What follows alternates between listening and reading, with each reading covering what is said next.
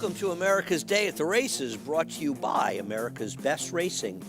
For the love of the race, visit americasbestracing.net today. Well, we had a little rain here last night, but things are getting a little cleared up around here. A sloppy track, but there's no sloppy track blues here with Richard Migliore. Nice to see you on the set. You were at Oakland the other day, and you're back.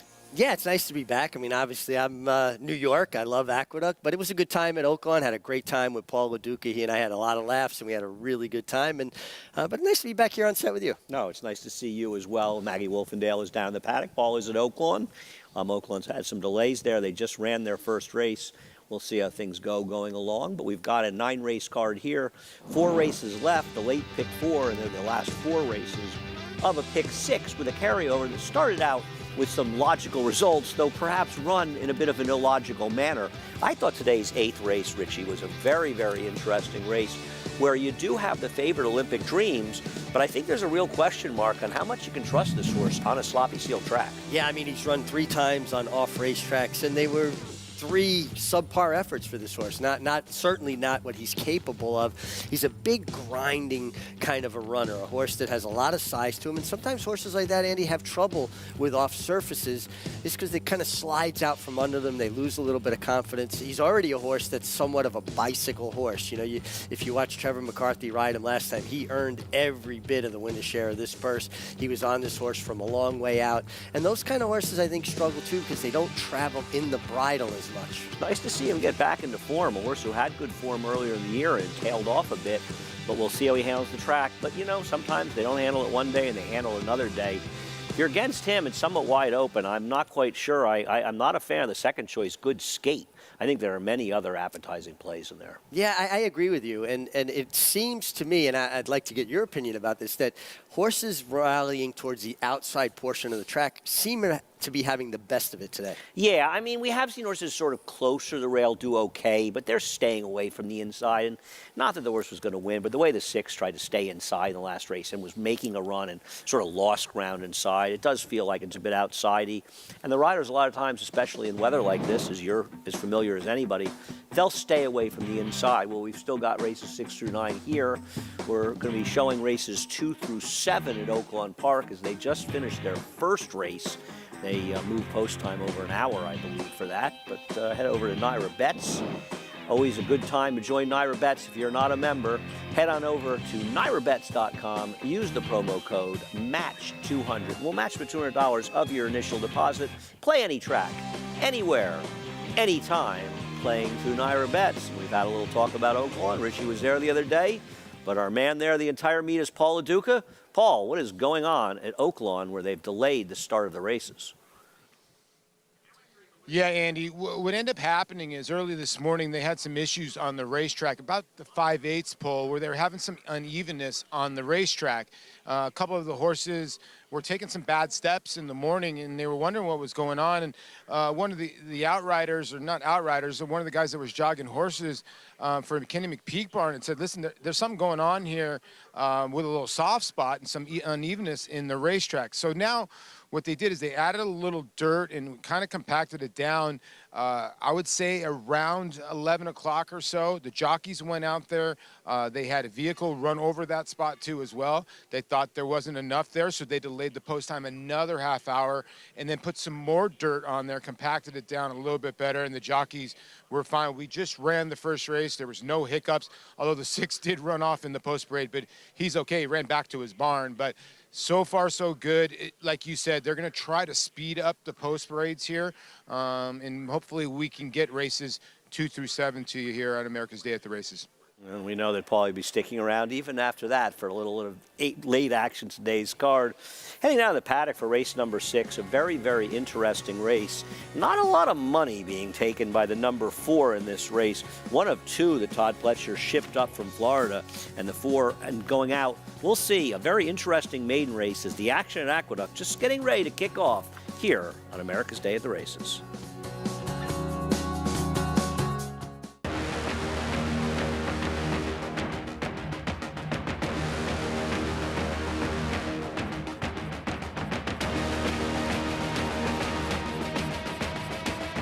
They're coming down for the finish, and it is Silver State.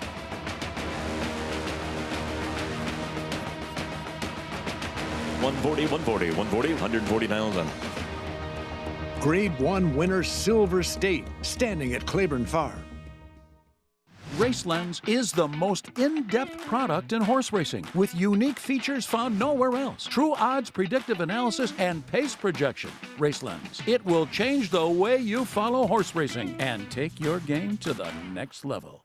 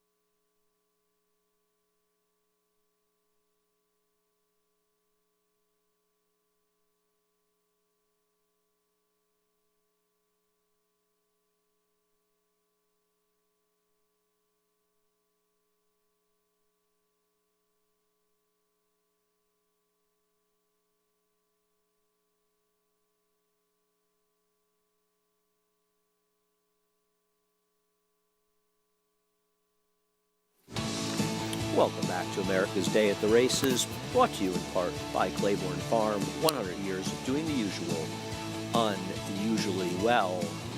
Race number 6, as we were talking about, a pretty interesting maiden race. Todd Pletcher shipped 2 maidens up, couldn't get a race to go for them in Florida, and kind of a weird twosome. One of them who ran synthetic first time out, the other one a no-show at Ellis Park. But Richie, I thought this looked like a very, very competitive race, but we're showing the 6 Ride on Cali, who's currently favored. Do we really think Todd Pletcher left a horse in Florida during the year, October 29th, when he's primarily here, or at Keeneland, or heading to Churchill, and ran on synthetic if he was really optimistic about his talent? It really doesn't instill a lot of confidence, does it, for a horse that's taking this kind of money? And if you look at the work tab between the 4 Labar and the 6 Ride on Cali, they've been working in concert, at least according to the dates and the times of the works. Yeah, of course, without seeing them, it's hard to know who was the better of the two. But I know Maggie remembers the dam, Calistoga of Ride on Cali. And Maggie, she was a pretty nice dirt horse for trainer Bill Mott. She was, Andy, and I am actually flabbergasted that we do see Ride on Cali as the favorite in here of the 2 Todd Pletcher horses, shipping back up to New York here from their Palm Beach Downs base.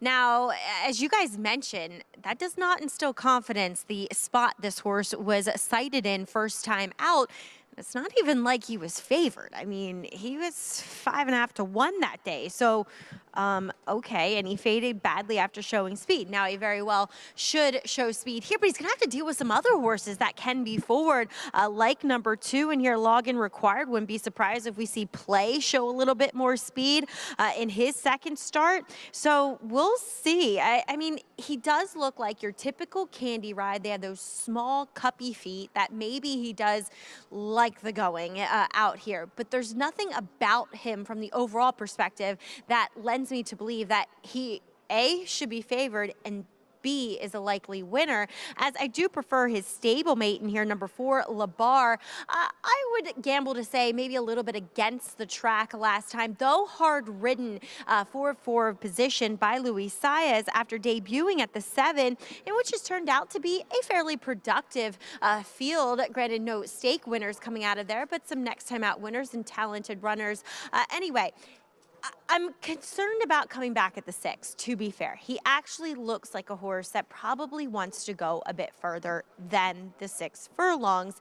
And 2, as his first race would suggest, it allows him to kind of find his stride and get into that stride more comfortably. Now, with the layoff in mind, he looks incredibly fit here, but I'm a little dubious about the distance coming back for him. He also lacks a little bit of conditioning behind the saddle to propel him forward. We'll see what Manny Franco can do with him. Now, a horse that I wasn't anticipating liking, and I know he's run all 4 of his career starts here at Naira, but I haven't seen Authorize, at least in his 2 coming back after the near 2-year layoff. And he ran okay in that first start back on November 11th, but the last effort, not so good. He broke outwardly, he was forward, but then the winner did come from last, but he looked to be getting out quite significantly, especially in the latter half of that race. Now, they'll apply a fairly big set of cheater cup blinkers, not really big, to be honest. I was actually expecting a little bit more blinker, to be fair. But from the overall perspective, I love what I'm seeing from this horse, especially with the turn back in mind. Despite being a son of Curlin, he's actually one of those Curlins that's a bit more compact and stocky, that bay, that I tend to find them actually a little bit more successful turning back in distance. He is, though, Andy, wearing a fairly significant bit to hopefully prohibit that wanting to lug out. Thanks, Maggie. It feels like they're trying to check another box with Authorized to see if he's better going shorter after he's just sort of been a disappointment after looking so promising in his career debut. A very, very tricky race. The one play horse, the Richie, I think you and I are both interested in here. This horse has more speed than he showed, and he had an eventful first race. Well, he kind of ducked in and bobbled a bit at the break, or I wouldn't say bobbled, kind of hopped and ducked in a little bit, and then think roller derby. He got caught off at the jam there. Kendrick was trying to rush up to the inside, and his path was completely taken away. And then once he had a steady, he reacted so negatively to the kickback, really dropped way out of it. Finally, I think, settled, found his stride when he got to the clear, and really kicked on. Now, from post 1 again, you've got to hope that he breaks a bit cleaner. Now, last time was 6.5, a little more empty space, kind of right at the cusp of that turn, not into the chute, but right there by where the chute meets the main track, 6 furlongs. Not as much empty space to his inside, plus the experience. I hope he gets away clean, because just the way he reacted to the kickback first time on a sloppy track like this, it could be another negative experience if he doesn't get away cleanly. Right. Now, considering that trip, he still ran a 70 buyer, which obviously makes him dangerous if he can get a cleaner trip. Talking about, and you mentioned, Richie, both the 4 and 6 working together on many occasions, a friend of mine whose opinion I respect a great deal watched them working together on December 23rd. And he felt that the 4, who's the bigger price, and even bigger price in doubles, was the one that was clearly going better of the 2. Well, it's interesting. Todd Pletcher likes to work his horses in company, and he doesn't like to allow horses to assert their dominance. All of their works are head-and-head, except for one way back. The number 1 play, Barry Schwartz and Linda Rice teaming up with Louis Rivera. Texas-bred gelding by Contheros, I thought ran extremely well first time. He would be my top selection. A horse who may have been on a dead rail the last time is the 2 Logan Required, Jose Gomez riding for Michelle Nevin. Yeah, the most heavily raced horse, or second most heavily raced horse in the race. It's run some good races. Number 3, Excellent Man, goes out for David Jacobson and Isaac Castillo. Ran on a muddy track last time at Oakland Park. Ships back to Aqueduct, so he's been traveling. LeBar, one of the 2 for Todd Pletcher. Manny Franco on this one. His first race makes him the horse to beat. I think 5-1 is generous on this horse. The number 5, Authorized, cutting back in distance, Bill Mott and Jose Lezcano. I like things Maggie had to say about this horse. Physically adds blinkers, son of Carlin out of the Pulpit Mare sign. The number 6, Ride on Cali, on dirt for the first time, Kendrick Carmouche and Todd Pletcher. Taking the money, and a horse that started on synthetic and left in South Florida, not for me. The number 7, When Love Takes Over, was claimed last time by Ray Handel. Dylan Davis has them out. A horse that has flashed ability at times. One race on slop on debut is okay. And rounding out the field somewhere, that's the 8. Licio Ruiz riding this horse for George Weaver, has run some fast figures.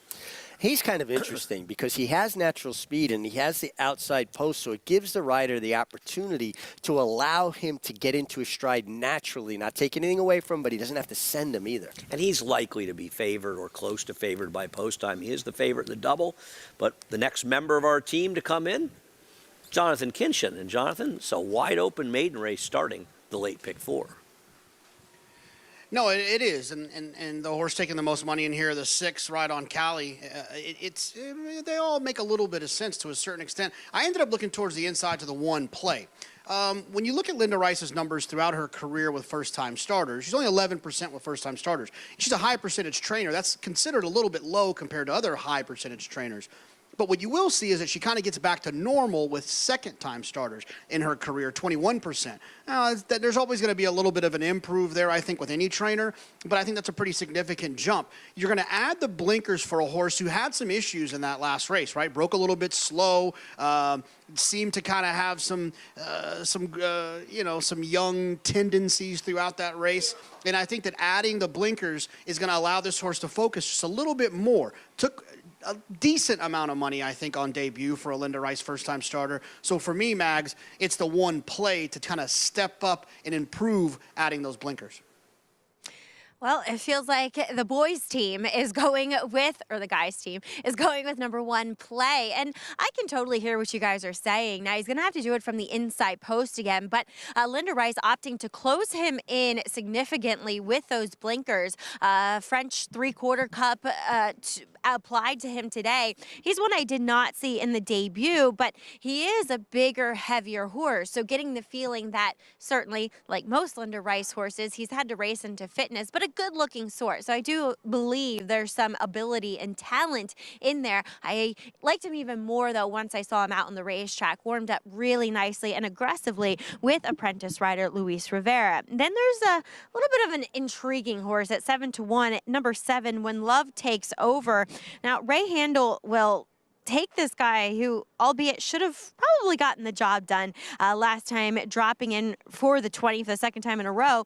But Ray opts to geld him. He's always a bit of a heavier horse, and he has lightened up significantly with that ultimate equipment change. He's also going to apply a pair of shortcut cheater blinkers today, and I like the way he was striding out in the paddock and out on the racetrack. I don't know if he's quite as good as some of the better players in here, but I do think he deserves a look, and maybe one that might need to drop back down to maiden claiming ranks, Andy, but might make a good showing of himself here too. Thanks a lot, Maggie. And one thing about this race, Richie, we've seen a couple of horses last race winner a little under 2-1, and I think around even money the first winner. So this race will expand the pick 6 a little bit because it's wide open. I imagine a lot of players and certainly a high percentage of the money being alive with those results. There'll be more spread in this race because it is a complicated race. Yeah, I agree. It's very complicated. If the 1 play was drawn towards the outside, I would like him infinitely more, but I do think that he tipped his hand, a horse with ability that could really step forward off of that first effort. You know, Todd Pletcher's horses kind of keep on, they flip-flopped once at least, the 4 and the 6, Labar and Ride on Cali. For favoritism, they're taking the money. Todd Pletcher, obviously a great trainer, Hall of Famer. I was thinking about this the other day, what makes a great trainer? A trainer can't instill greatness or ability in a horse. They can only get it out of them, bring it out of them, right? I always feel like the very best trainers, the ones that they do well with are the ones that don't get attention or what sets them apart. The horse that's more of a high-level claiming allowance type that they manage to get to be stakes quality, even if it's a grade 3 at that level, that's the sign of really good trainers.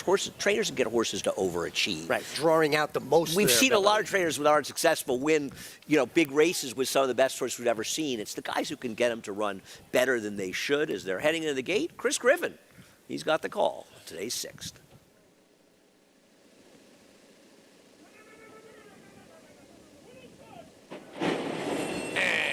They're off. Good speed from Excellent Men right out to the front in the red cap, but plenty of company down towards the inside. There's Play in the early fray. Log-in required is going to hold that two-path, is trying to muscle on through rivals. Right on Callie's in that early mix. And out wider, there comes One Love Takes Over. Trying to drop in is going to be War Stride. 4 across the racetrack. Play holds the rail position, is now ahead in front. Right there in the two-path is Excellent Men with 4 furlongs left to travel. Right on Callie's going to be 3 wide, 4 wide. When Love Takes Over is stalking that battling trio. Just off of them, War Stride. Ruiz is tucked right in behind the leaders, is in 5th. Losing some ground was Log-in required, is now 3 off the lead. From the back, trying to rally on, it's Authorized, and the trailer is Labar. 22 and 3, pumped up opening quarter mile. On the front end, Excellent Men has got the lead, has wrestled it away from Ride on Cali. When Love Takes Over, Authorized is making a big move, is 6 wide on the grandstand side, but has momentum. It's Excellent Men who's got the lead. Authorized down the center of the racetrack here for Jose Lezcano. When Love Takes Over, dropping down to the inside was War Stride. It's Excellent Men who's weary on the lead, and here comes Authorized. Authorized at 7-1 is going to push on by from off the pace. Authorized is going to clear off and win. It's Authorized who wins this one by 2, call it 3 lengths. Authorized wins it, Excellent Men, then Ride on Cali Photo. That was Log-in required with Play in 1 minute, 13 flat. A recurring theme throughout today's card is the best running being done down on the outside. Not even necessarily a bad rail, maybe bad to be towards the inside paths, and Authorized, able to get out in the middle of the track with Jose Lezcano. Maggie had some nice things to say in the paddock, and clearly he improved cutting back in distance. Really did. I mean, it really intensified his closing finish, and he's out there towards the crown of the track and just seemed like he really hit his best stride. And nice to see Claiborne Farm, Adele Dilschneider get it done. And maybe this is what he wanted to do all along, right? Sometimes horses fool conditioners because they train one way in the morning, but ultimately he might just be a really good closing sprinter type. Yeah, I agree. If he's going to do anything, it's going to be in these shorter races. So the kick sort of intensifies the closing kick. You know, you watch that race, there's nothing that Louis Rivera could have done with Play, and I think he's a horse that would have done much better with an outside draw. He broke well today. There's nothing Louis could have done. He was very hard to get the inside. But you look at the apprentice, Ruiz. Apprentices, they ride them because they want to save ground, because they believe in the sheets and weight and ground loss. But that's a problem when the rail isn't good, and Ruiz from the outside post ends up on the rail, and that severely compromised that horse's chances. Yeah, it's sometimes it's hard for young riders to identify when they need to kind of avoid certain parts of the racetrack. They're told to ride one way. How much can you expect from these guys? And you also, when you're a kid, you don't have enough of a resume or credibility to just disregard what ultimately aren't the best instructions. And most of the time, people who ride them look at the sheets, they believe in the ground loss thing, and they want riders that stay inside. Yep. We're asking to differentiate without that much experience, but look for that horse going forward next time on a fairer racetrack. An interesting race, and the one thing the board knew was the 4 Labar was going to be a no-show. Let's head to Oakland Park for an update from Paul LaDuca. Yeah, Andy and Mig, they've decided that they're going to cancel the rest of the card for today. You know, I actually just was looking at Kenny McPeak's assistant trainer, and Steve Aspin actually sent me a text and said, hey, Paulie, they're going to cancel. I tried to get into the jocks room, and when I did get in the jocks room, listen, the elder spokesman in there, Mig, you could explain this more, how this goes. They just didn't really feel it was safe out there. Now, they did get along the racetrack, but they ran that first race in 1:14 and 4. They thought the track was just playing really boggy, and they're just really worried about that spot. It looks like Johnny Court, the elder sportsman, was the one that, elder guy in the room, was the one that said, listen, let's vote on this. The jocks did not come out to like 2 minutes, and it felt like it, and they decided, hey, we don't want to ride today. We feel it's a little bit unsafe. Let's give this track another 4 or 5 days to get back to where it was. So from Oakland Park, no more racing today, guys. Have some fun at Oakland. Have some fun at Aqueduct. I'll be watching. Paul, if you head next door, I think 27 is the lucky number. It just came to me. I just want to let you know. You don't have to share with me. You know, if it comes in, enjoy your day off. And obviously, the most important thing, we have to err on the side of caution. Absolutely. And, you know, listen, you understand Connections prep their horses. They have them ready. They bring them over. But, you know, think about if you're a passenger on a plane and they go, well, we got a little mechanical problem, but we think we're going to be all right. You don't want that plane leaving the ground. I don't want them leaving the ground when they tell me everything's fine. Right. I mean, so you know, people have to understand, and the riders are the ones out there, and they can feel what's going on underneath them. And the way it works is if there are concerns, every jockey's room has a Jockeys Guild representative. That Jockeys Guild representative is approached by several other riders. Hey, we need to discuss this racetrack. They go behind closed doors. They have an anonymous vote, and then the Jockeys Guild rep reports to the stewards, the track superintendent, hey, we don't feel comfortable with A, B, and C. They already tried to amend or fix the racetrack. They tried it. They gave it a go. They said, we're not comfortable, and they pulled the plug.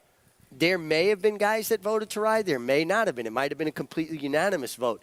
Ultimately, what happens, though, is the Jockeys Guild rep gets all of the heat by Connections that wanted to run regardless of the racetrack. When I was in New York, I would be the Jockeys Guild rep. I'd come out. You're responsible for every cancellation and in the every last 30 cancellation. years. Even now. It's still. There was a time I had broken my arm in the fall of the year. I was at Disney World with my children.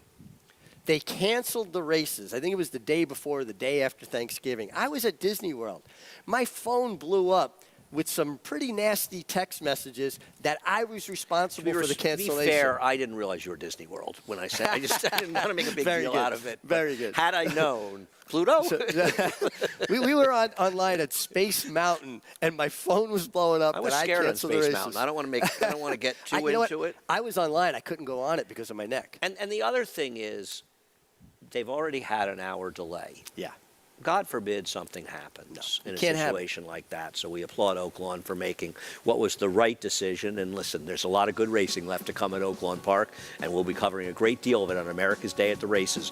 We still got 3 more to bring you. This horse will blow up the pick 6 a little bit, authorized at 7-1, getting it done for Jose Lizcano.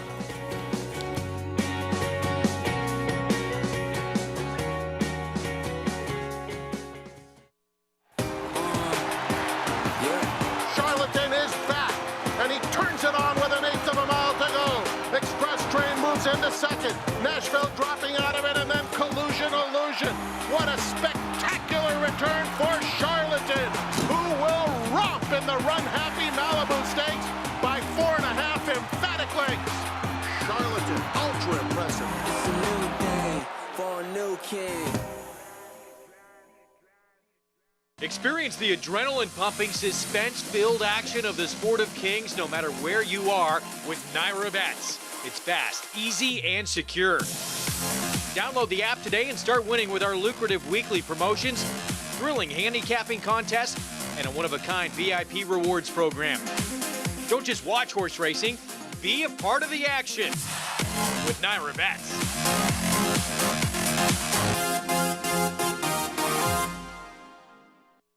Liam's Map, a 2-time Grade 1 winner with 6 consecutive triple-digit buyers, including a 114 to win the Breeders' Cup Dirt Mile. He's already taking the lead as a sire with Grade 1 winners Basin, Wicked Whisper, Colonel Liam, and Juju's Map, plus multiple 6-figure yearling sales and 2-year-old sales up to $1.2 million.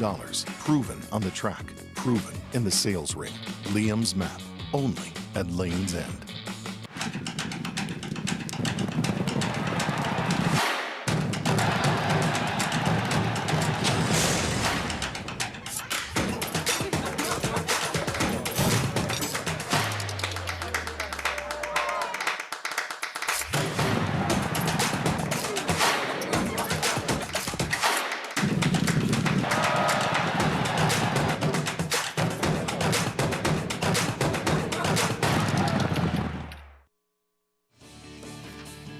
Welcome back to America's Day at the Races, brought to you by Naira Bets. Head on over to Naira Bets if you're not a member. No better time than present at any track, anywhere, anytime. At Naira Bets, race number 6, heading into the winner's circle. There's Jose Lizcano leading the Bill Mott train, and Bill Mott announced yesterday as a finalist for the Eclipse Award. And this horse for Godolphin, cutting back in distance, authorized. He got the right kind of trip, but he put in the run, Richie. there are days that it's a luxury for a rider. You don't really want to worry about saving ground. Just get them out in the clear where they can use their stride. And this horse got over his right lead just inside the 3/16 pole, dropped his head and kicked on nicely. And maybe this is what he always wanted to be, a closing sprinter type. But he gets it done. And again, when I was handicapping earlier, watching the earlier races, I'm going to try to identify horses that are going to make this type of run. Yeah, those outside paths have been the better paths. Horses running the outside, and with this kind of weather, not that surprising. Listen, the track's a little bit faster than yesterday, though not really that much faster than yesterday, where final times didn't seem to make much difference. Race number 7 coming out of the track, and the horse who's favored is Dot's Dollar. Favored in the doubles, mildly favored over the 1A Safa's Day. Dot's Dollar off the claim for trainer Mike Maker, claim for Linda Rice for Jordan Wyckoff. Yesterday's Jerome, and you and I have seen the Jerome in the spring, in this fall when they used to run it. They moved to the spring. In fact, Bernardini, I believe, used it as his prep race for the Preakness Stakes. But now it's cemented early in the year, and we start a Triple Crown chase. Drum roll, please, getting it done at a short price. Running down El Grando, who I thought ran a game race. He bobbled a bit at the break. Nothing that really inhibited him. He was going forward as he bobbled. But drum roll piece, sat back under Javier Castellano and kicked on for home. I thought it was a good race. I thought it was a solid effort here. Seemed like, and Andy, you'll have to kind of clue me in a little bit because I was off and I don't pay as close attention when I'm off. Seemed like the track was on the slow side yesterday. Oh, it was dramatically slow the last couple of days, as a matter of fact, even starting Friday, maybe in preparation for the weather that we got last night. And, older maidens went a fifth or second faster.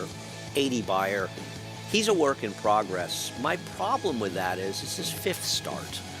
And listen, I think he's a neat horse, and there's a ways to go for the Derby, and outside of fierceness, I think they're all up in the air, but I don't see him as a true Triple Crown type contender type horse. Well, they're young horses. They're changing. They're developing. They're like, I would say this is like a kid that's in puberty at the moment. So obviously they could change. He's not your typical hard spun, his sire. He's kind of a rangier, taller, chestnut, where you see a lot of the hard spuns a little bit more like him, sports cars, smaller, very well balanced individuals. Well, his hard spun as well as he did in some Real Crown races. I mean, he won the King's Bishop, now the Allen Jerkins. He might have been a better horse 7/8 to a mile. I was always sorry he never got a chance to run on the turf. Actually, he was a Danzig, I believe. Yeah, I think you're correct. Well, Danzig, another one that was that smaller, compact, very well balanced type. And I think I'm curious what Maggie thinks about this as we talk about her opinion. Do you think he's a horse that's going to necessarily get better with more distance? Absolutely. I 100% think he's going to get better with more distance. I thought it when he debuted up in Saratoga going the 7/8. Like Meg said, he is that bigger, rangier type of hard spun where I do see a lot. I think of Bold Journey is another hard spun that we saw win a stake here, the Gravesend last weekend, and they look a lot alike, but Bold Journey is that more compact type of individual where this guy has a lot of leg to him, a lot of reach in his stride. And you saw once he finally kind of got over mid-stretch to his right lead, that's when he leveled off and was able to finish the deal. And reading the write-ups from the connections from Javier Castellano to Brad Cox to Brad's New York assistant, Dustin Dugas, they all feel as though that longer is better. We'll see. Time will tell if that is ultimately the truth. But a nice step stone in this horse's career that it looks as though and sounds as though he's going to remain here in New York to prepare, hopefully, for a start in the Kentucky Derby, guys. Thanks, Maggie. I have some reservations. I get those things. I'm not sure. I wonder if he's more of a one-turn extended sprint type horse. We'll see. He'll run in the Withers next time, and as Richie pointed out, it's actually the Withers the Bernardini uses the prep race. We ran, I think, on Derby weekend or right around that, maybe the week before. Yeah, I do remember distinctly that was his prep for the Preakness, and then it was obviously a coming out party for him. It's interesting how the 3-year-old races have been kind of reshuffled, and it's a different look than it used to be from years ago. I saw a tweet of yours yesterday about a horse out of that race could possibly win a Derby. not necessarily the Kentucky Thinking Derby. the, Which thinking Derby? the Oklahoma Derby. Well, I was also thinking El Grande. Oh, how about the New York Derby? He's a New York bred. Yeah, I like El Grande as a racehorse. I don't know that, maybe a race like New York Derby, maybe a slower pace. I think he's a sprinting type, and I think he's a very nice horse. Yeah, I agree with you, but sometimes the company you keep allows you to go a little further. Well, sure, and if he's able to control in the front end, but I do think he's a horse. I mean, obviously, the Mike Lee will fit him like a glove, and he's already shown his dominance over New York breds, but I'm not so sure he couldn't compete against opens. I mean, he was running mid-80 buyers as a 2-year-old. He's a good horse. Yep. He lost to a better horse at a distance that was stretching him a little bit, going the one-turn. Horses in the paddock for race number 7. We got plenty more racing to come. Oakland canceled, but we still have 3 races left here at the Big A.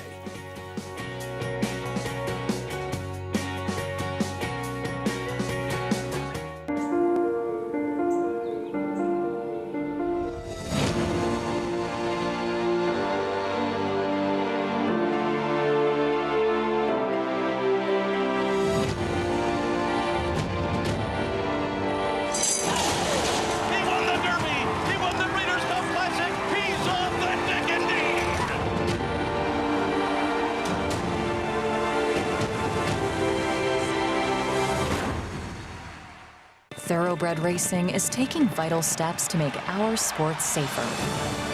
These include the use of independent veterinarians, strict anti-doping and medication controls, and a single national authority empowered to create uniform standards and enforce reforms. With each step, more data is gathered, accountability demanded, and progress made as safety takes the lead. Visit ntra.com/safety for more.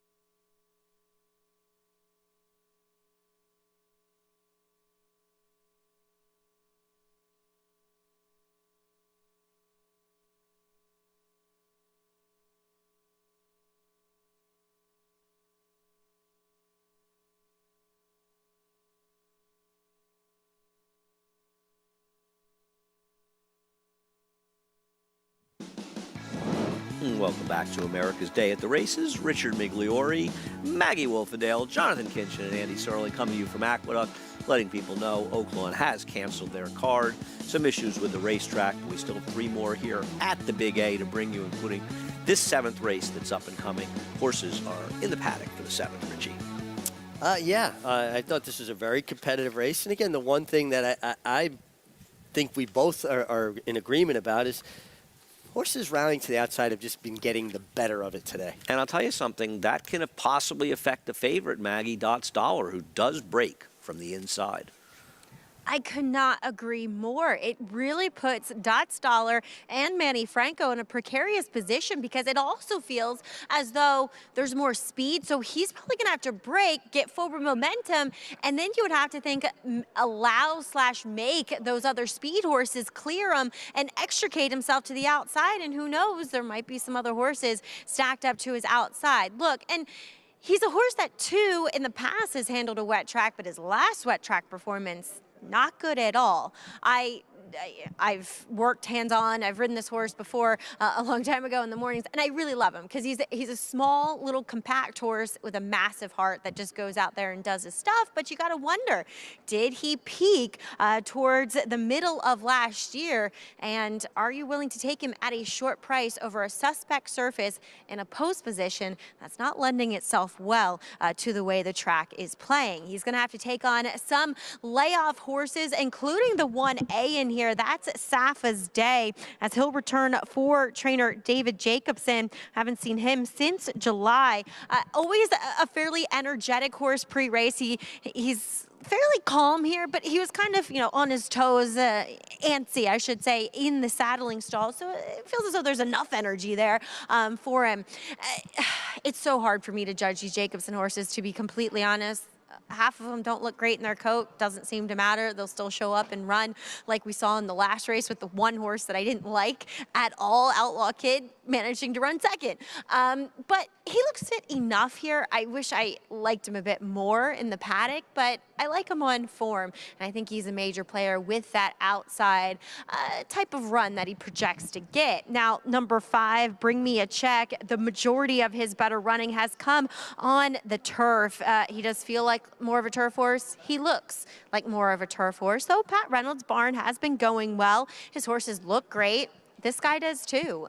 One that has always looked good, and no matter whose barn he's in, he shows up, wearing his best suit, so to speak, and he looks fit and solid coming back in here. And maybe, Andy, this track being sealed the way it is, maybe he does like it being more of a turf runner, but we'll see what Dots Dollar can do from that inside post position. And thanks, Megan. On today's track, you have to be careful about getting overly against or for anybody. And I'll tell you, Pat Reynolds, who trains Bring Me the Check, has been on a good run. His horses have been running very well. Yeah, they have. Listen, Pat is an old school horseman. I won a lot of races for Pat over the years. He is a true racetracker. If Damon Runyon was still around, he's the kind of guy that Pat Reynolds would fit right in with the characters that Damon Runyon wrote about. Love those Damon Runyon books. I have a couple of books of his stories back in my apartment, actually. I think, unfortunately, I left one at Belmont, so that'll be somewhere in the detritus of Belmont Park. The 1A Safa's Day. A little chilly on the board right now. I'll tell you something. I thought if he was able to run his last race and he gets a good outside draw in here, he would be tough. This was a very good effort being third. Scacciatore was very logical coming into the race, and, of course, this was the comeback race that got High Oak Paddock on track as well. Yeah, and he's run consistently fast enough figures to be extremely tough here. Gets Isaac Castillo. Everywhere I go, I turn around, I run into Isaac Castillo. I'm at Oakland, and Isaac Castillo is weaving his way through a field. I've been very impressed with him as a rider, but Safa's Day is well posted. He's got natural speed, but he's not forced into the race. He might sit ultimately the very best trip. Well, I think he's supposed to sit a good trip towards the outside, and hopefully he'll stay out in the track. The 6 Prit Rack being the speed. Jose Gomez, we'll see if he's able to stay away from the inside. Horse who draws inside is the 2 Dots Dollar. The question is he going to be able to get off of it?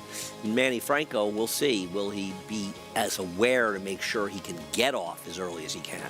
The other problem is Dots Dollar is not super fast where he could clear and get off the inside, and he's not so slow that he's just going to get completely outfooted. He's almost like going to be caught in between, I think. I see him kind of spot, in a tough position. Potentially other horses outside of him early in the running, not able to get away from them and get in a position where it's easy for Manny to get off the rail. Just because you want to get off the rail doesn't mean you're going to get off the rail. Exactly. You know where you'd like to be. You can't always get where you'd like to be. Did you say Dots Dollar? Was that a P.G. Johnson horse for many years ago? Dots Dollar? I think sounds you're like a right. PG horse. It really does. When we were young. I mean, there's a horse in later, Our Reward. I used to groom a horse named Our Reward that John Campo trained when he'd come out to the farm, Lakeview Farms, Bill George's farm out in Yaphank. He'd leave for the track, be gone about 6 months, race, and I'd always watch him, especially on the old Channel 9 show, Frank Wright. Love that show. Dave Johnson, right, Charles C. Caddy. And then he'd come back after a hard campaign. We'd have him for 2 or 3 months. I loved that horse. And then he'd head back to the track. And speaking of that old show, and of course, Charles C. Canty was such a fixture on that show.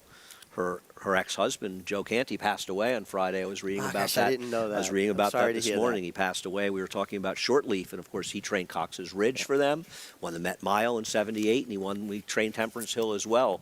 But Joe Canty, I believe he was 82, passed away. Tremendous horseman. I was down in Camden, South Carolina. I was visiting with Kip Belzer a few years ago. I believe is where he retired. Yeah, and we ran into him in a local restaurant, and I got to visit with him for a while. I'm really sorry to hear that. Yeah, no, I was reading his obituary actually this morning, and they talked extensively to Charles C. as well, and I did want to mention that, and didn't realize that yesterday because we showed the feature on Shortleaf, and of course we had even talked about him in that feature.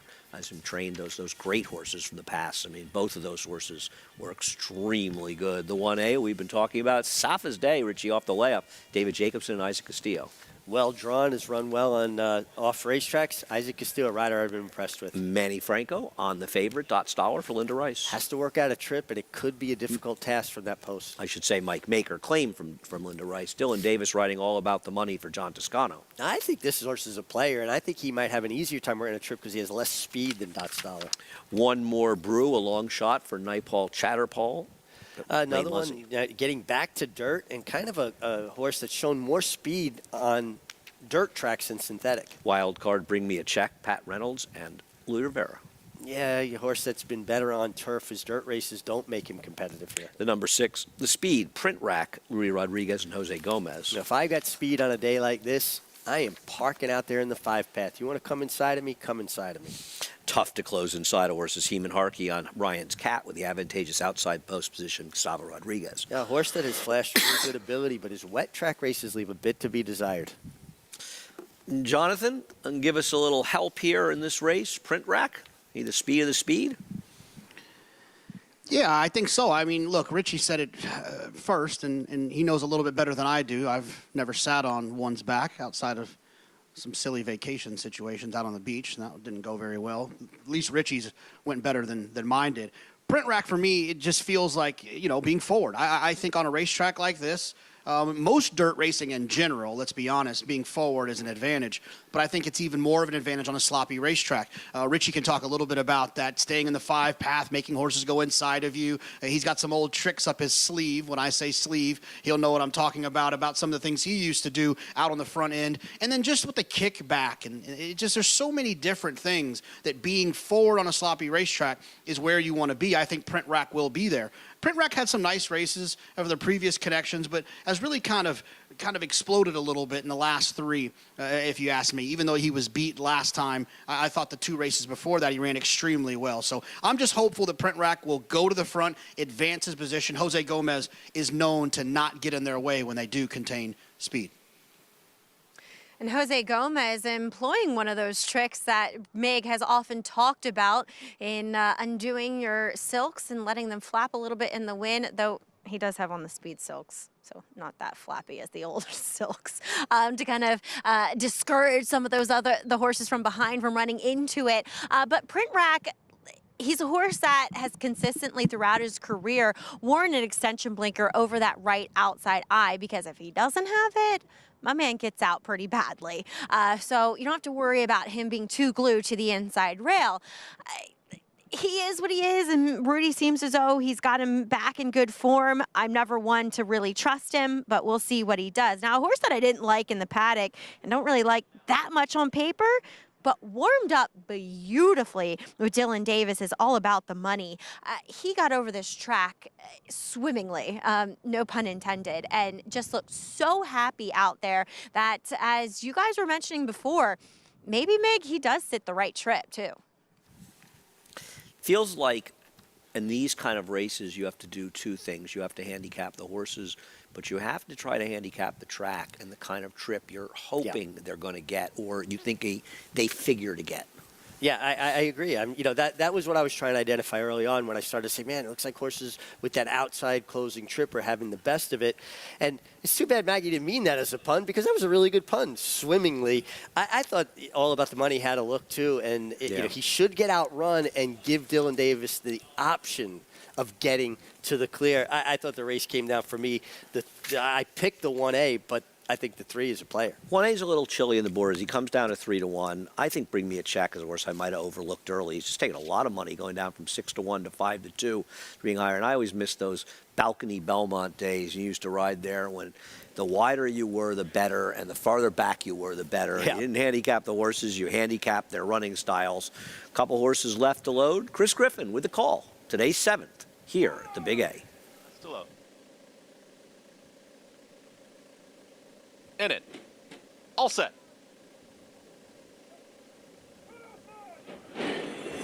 And they're off. Step slow for Dot's Dollar, the early trailer, but does pick up. Here comes Dot's Dollar after the leaders. The leader is Print Rack. It's Print Rack in front. Safa's Day is tracking right there in second for Isaac Castillo. Following them, it's Ryan's Cat. After being off a step slowly, Dot's Dollar has moved forward, is now taken 4th. And behind that comes Bring Me a Check, and the center of the racetrack is in 5th. The 2 at the back, All About the Money, with one more brew. They're chasing Print Rack. It's Print Rack, who's in front, is still up by a half length. Right there to the outside, Safa's Day is just stalking this pace setter as they've got less than 4 furlongs to travel. Dot's Dollar is still to the inside of Ryan's Cat. They're 3rd and 4th. Out wider, here comes Bring Me a Check, is trying to rally on here for Rivera Jr. 23.34 for the opening quarter mile. The 2 at the back, All About the Money, and still one more brew is the trailer. Print Rack is still doing it nicely enough. It's Print Rack who's in front, is up by a neck. Safa's Day is all in to the outside here, continues to chase this leader, and the front 2 have not come back to the rest of the field. Dot's Dollar's trying to make up some ground, moves towards the outside. Also trying to run on Bring Me a Check, but here comes Safa's Day to the outside of Print Rack, who's trying to gut it out here for a final furlong. It's still Print Rack down towards the inside. Safa's Day has not pushed by. Print Rack continues to find on the inside. Inside the final 16th is widening that margin again. Print Rack, Jose Gomez, Rudy Rodriguez with a training triple. It's Print Rack who gets it over Safa's Day, Dot's Dollar, and All About the Money in 1 minute, 18 and 3. Well, nobody able to gain on the 2 speeds. Print Rack got the lead in this race. He was the speed. He didn't get that far off the rail, but it didn't matter. He was able to hold off Safa's Day, who looked like he might have a measure top of the stretch, Richie. Yeah, I think the layoff got to Safa's Day, not, having run since July 29th. And David Jacobson does not train his horses hard in the morning. You get their work camps, very slow works. And I think that showed up a little bit the last time. He'll be better for the effort. But we have to give Print Rack a lot of credit. Not only was he never far from the rail, he drifted all the way over to the rail in the stretch, and I'm of the belief that the rail is not where you want to be today. You wouldn't, this race wouldn't support that, but I still believe that. I just think that he was best on the day, and nobody else did much running at all. No, he was down at least the 2 path towards the inside, and you're right. Horses were running more to the outside. Nobody was running, though, besides the top 2 in this race.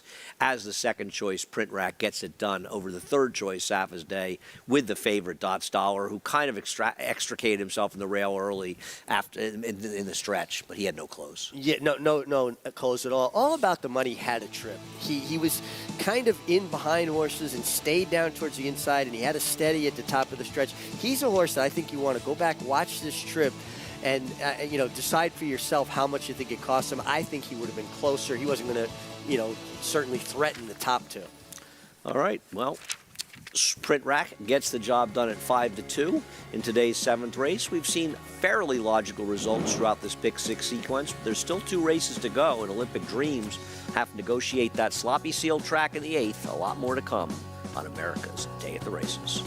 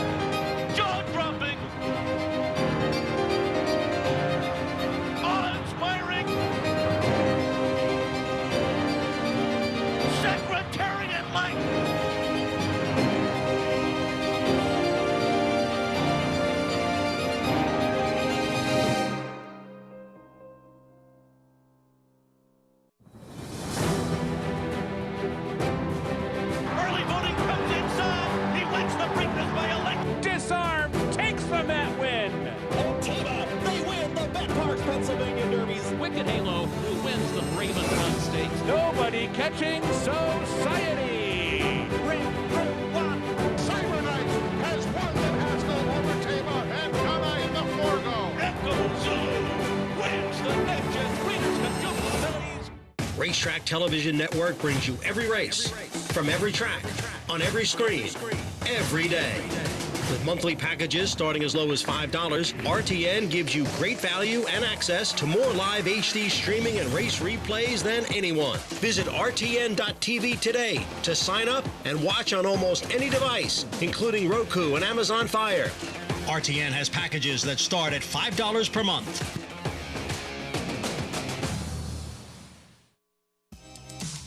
Welcome back to America's Day at the Races, brought to you in part by America's Best Racing. For the love of the race, visit americasbestracing.net today. Heading down to the winner's circle for race number 7. It was Print Rack, Jose Gomez riding for trainer Rudy Rodriguez, who's standing by with Maggie Wolfendale. Yeah, getting his 3rd win of the day. He was always good for a laugh. But Rudy, Print Rack, I feel like he's a horse that has really come to hand for you, especially because he has to wear your favorite piece of equipment, that extension blinker.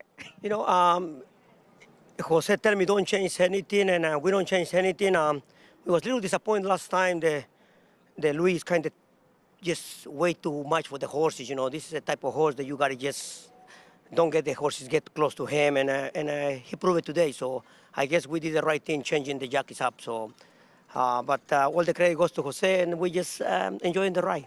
Is that a tough call when you have to take a rider off, and you know, because you didn't necessarily love something they did?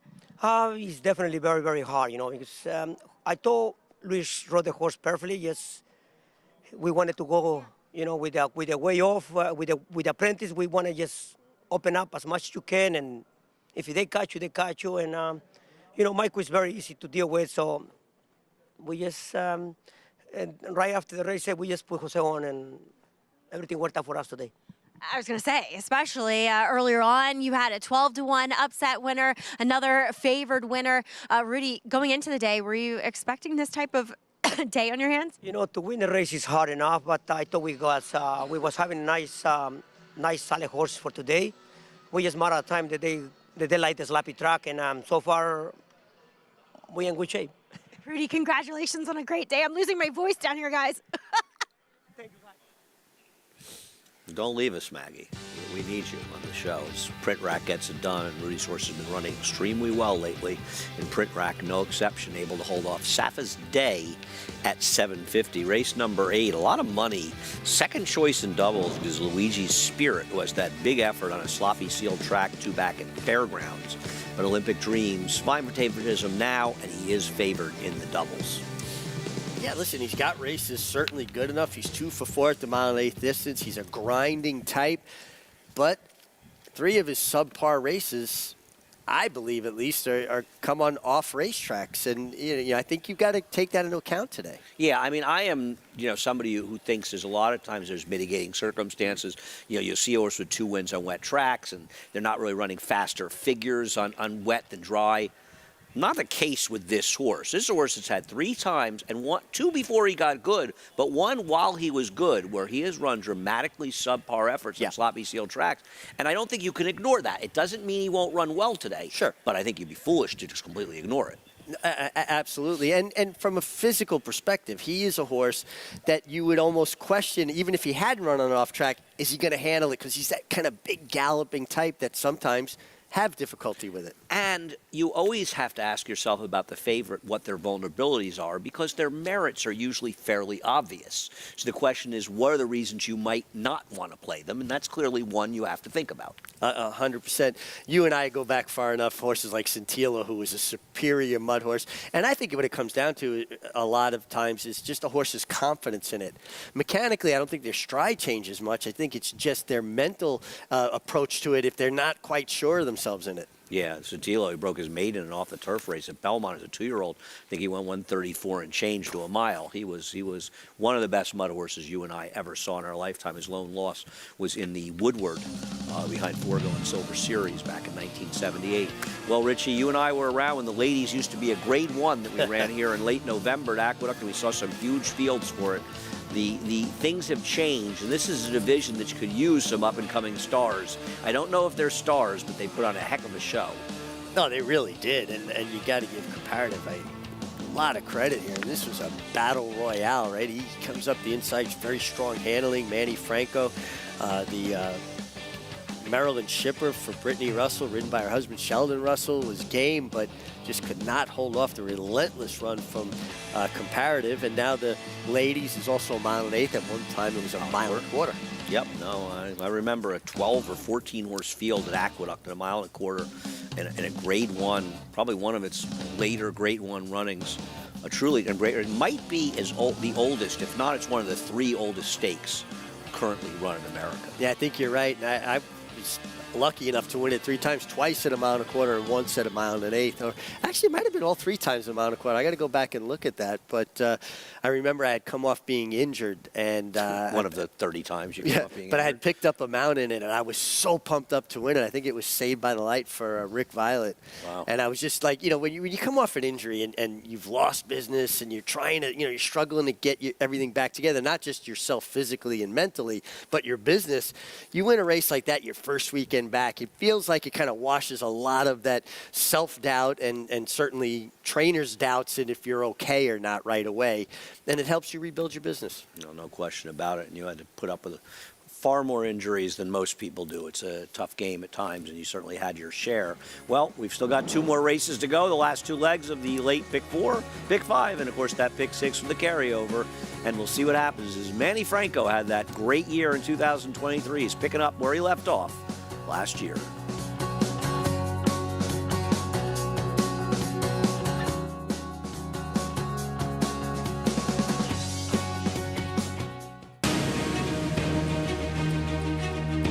Precocity. Strategic speed. Some speed at 2, but can carry it on through their later careers. Improbable, full of run. Improbable, now a grade 1 winner. It is a complete runaway, an authoritative run. It's improbable to win the Whitney.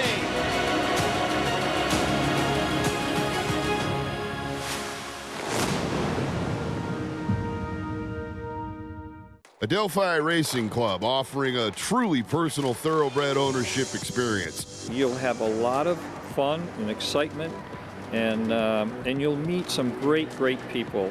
All the folks I've met so far at Adelphi have just been super, and I've picked up some new friendships along the way. We're not just a syndicate, and our members aren't just investors, we are partners. Contact us online to get a taste of the Adelphi difference.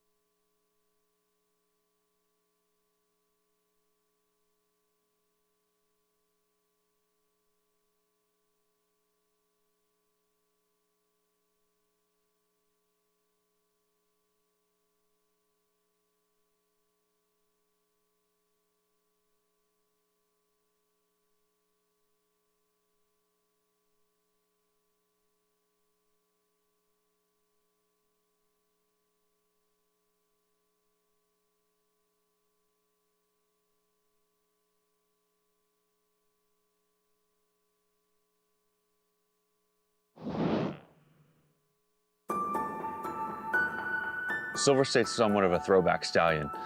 He was very durable.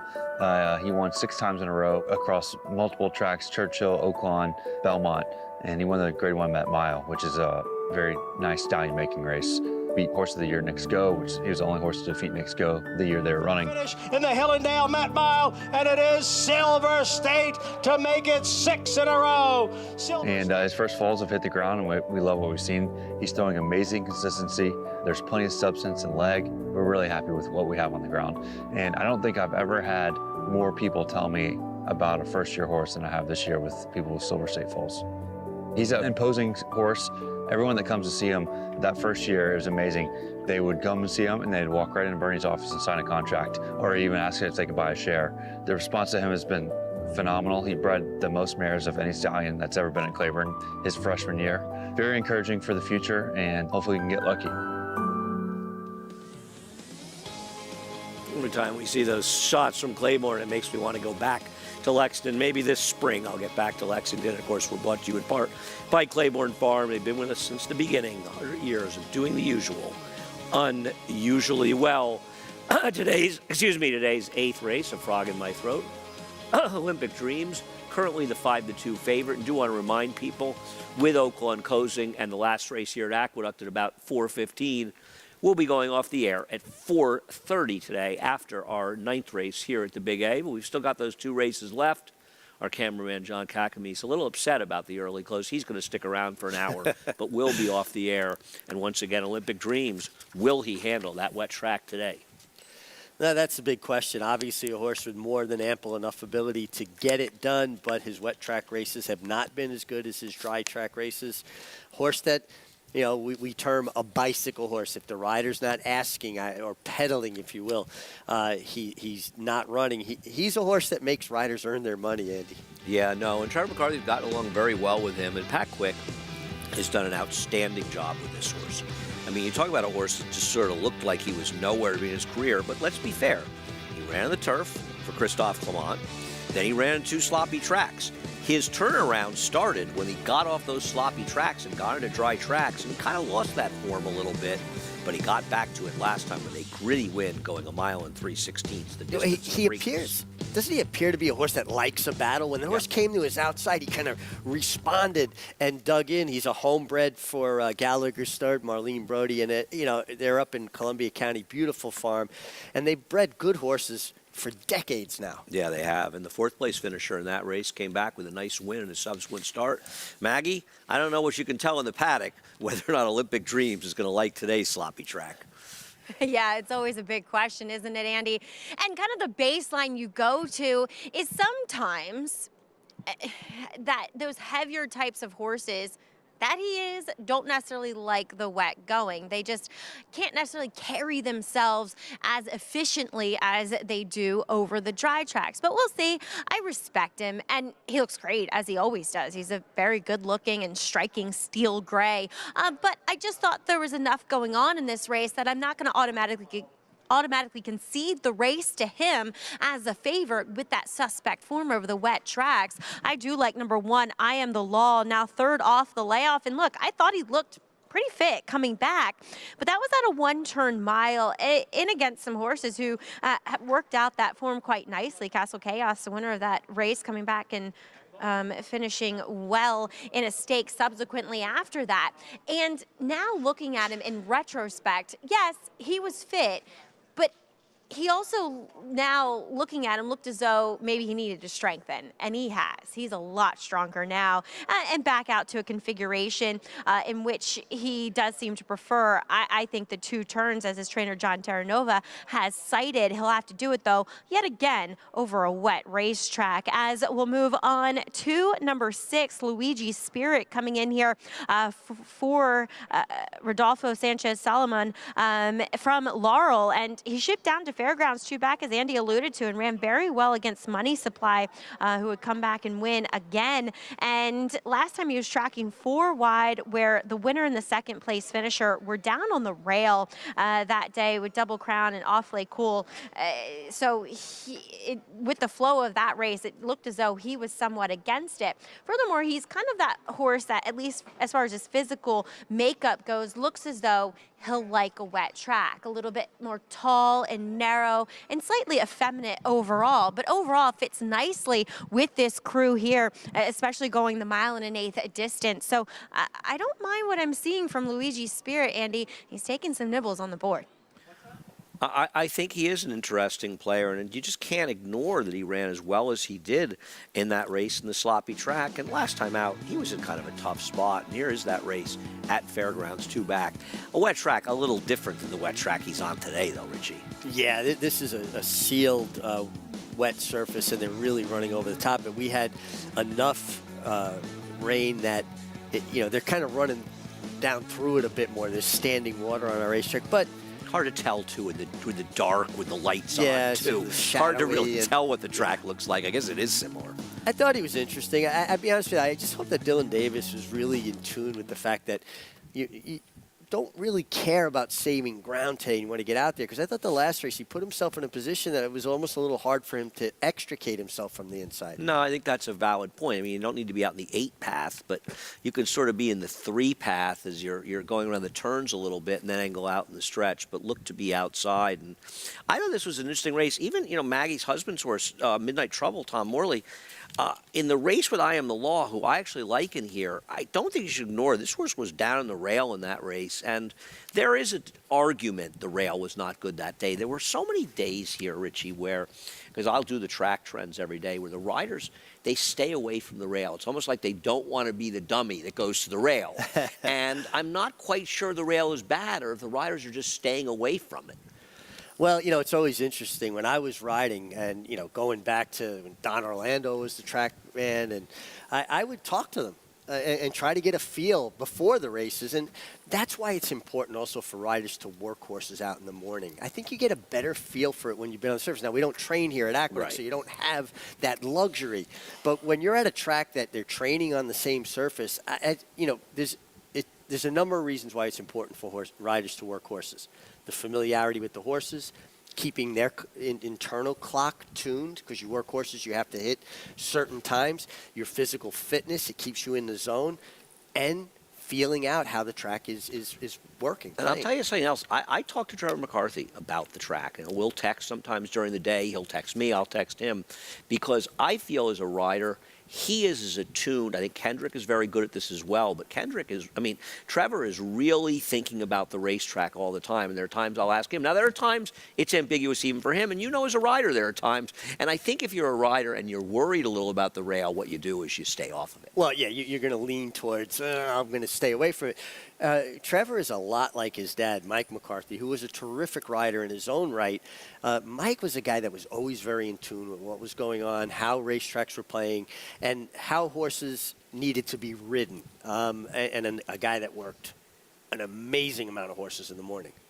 No, and I think the experience in Kendrick as well at parks where the rail can be bad a lot. Delaware Park also, where you saw Trevor riding a lot. Kendrick as well, having a home, I believe, down in Delaware, as a matter of fact. And the other thing is, we can have tracks at NYRA where I feel like the rail is bad, but the 2-path isn't good. Now, I think today's track is one where I don't know if the rail is, I just think it's like an outside flowy type racetrack where you want to stay as, you don't have to be in the 10-path, but it feels like even the inside 3 or 4 paths might not be great.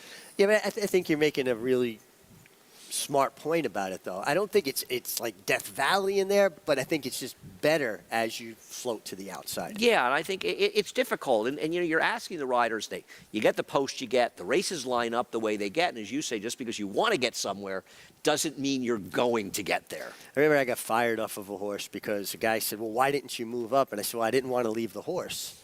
And he didn't think that was funny. Well, I knew where I wanted to go. I just couldn't get there. My favorite moment was Julie Crone riding, I think it was Classy Mirage. It might have been Misty's Barrage. And she was in the ballerina or the honorable miss. I think it was the ballerina. And she was in front and favorite. And Roman Rachel for Shug came charging down about the 10-path and ran her down. And Alan Jerkins is screaming at Julie coming back. And I'll finish the story out. Yeah, I like this one. It's a funny story. The one is I Am the Law, Kendrick Carmouche riding for John Terranova. Has run 9 good races on off racetracks with 2 wins, but 4 seconds and 3/3. He's a player.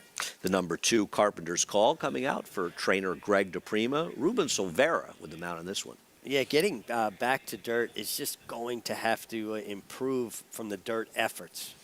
Jordan Wyckoff owns Good Skate, Mike Maker, and Manny Franco. Two-back was terrific. Last time was essentially eased. Can you forgive that? I don't know. I don't know how the race sets up for him with so much other speed. The four Laughing Boy, David Jacobson, and Isaac Castillo. Speaking of speed, this is certainly one of them. Yeah, it could be the speed of the speed. The 5 Olympic Dreams, Pat Quick and Trevor McCarthy. Certainly good enough to win. Just the question is, will he handle the off-going? The 6 Luigi Spirit goes out. Dylan Davis has the mount. This is where I'm going to land. I just think he's going to sit a decent trip, and as long as Dylan keeps him off the inside, should work out a decent trip.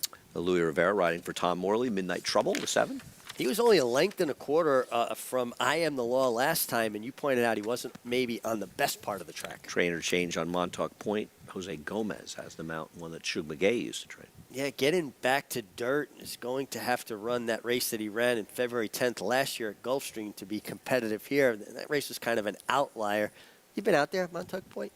You know, I haven't, and I'd like to go out there. It's pretty cool. You should. I would like to get out there. I've been to Block Island, which you can take the ferry from Montauk. So anyway, Jerkins is screaming at Julie, and she's just rolling her eyes when she sees me. And I asked her a couple days later, what was he yelling about? And Jerkins was a legend, but sometimes after the race, he was like a lot of horse players. And she said, he was telling me I should have drifted out to the 10 path to get in that horse's way, and she was coming down the stretch. He loved when riders would immediately put their crop in the left-hand turn for home and go out to meet challenges. And he put so much into getting his horses ready. He was so intense. And in that moment, you had to learn to almost ignore it because you go to the barn the next day and everything would be fine. My problem is half the time I would engage with him. He would yell at me. I'd yell back. And Julie was a little smarter than you in that regard. Yeah, I wasn't always clear-headed. I was living on 700 calories a day. How about how good Jimmy Jerkins is doing in Saudi Arabia? He is. Heard from Jimmy the other day. I'm thrilled for him, and we were texting the other day, actually. Jonathan, what are we going to do in this 8th race? Yeah, look, I'm going to go with the 6 Luigi Spirit here. It's a pretty simple angle that I'm looking at with this price. If you look at the races 2 and 3 back, this horse ran well enough without a doubt to win this race. And you look at the last race, it was a little bit more disappointing, but keep in mind the horse was 17-1 that day and was running without Lasix. The races 2 and 3 back, this horse was on Lasix, gets back on Lasix now, and I think that that's really just kind of enough for me at this price at 4-1 in a race that there's not really a standout. Even Olympic Dreams just doesn't feel like a slam dunk. A horse that doesn't, has to come from off of it a little bit and has some ins and some outs races. I thought Luigi's Spirit getting back to the Lasix at this price at 4-1 made a lot of sense.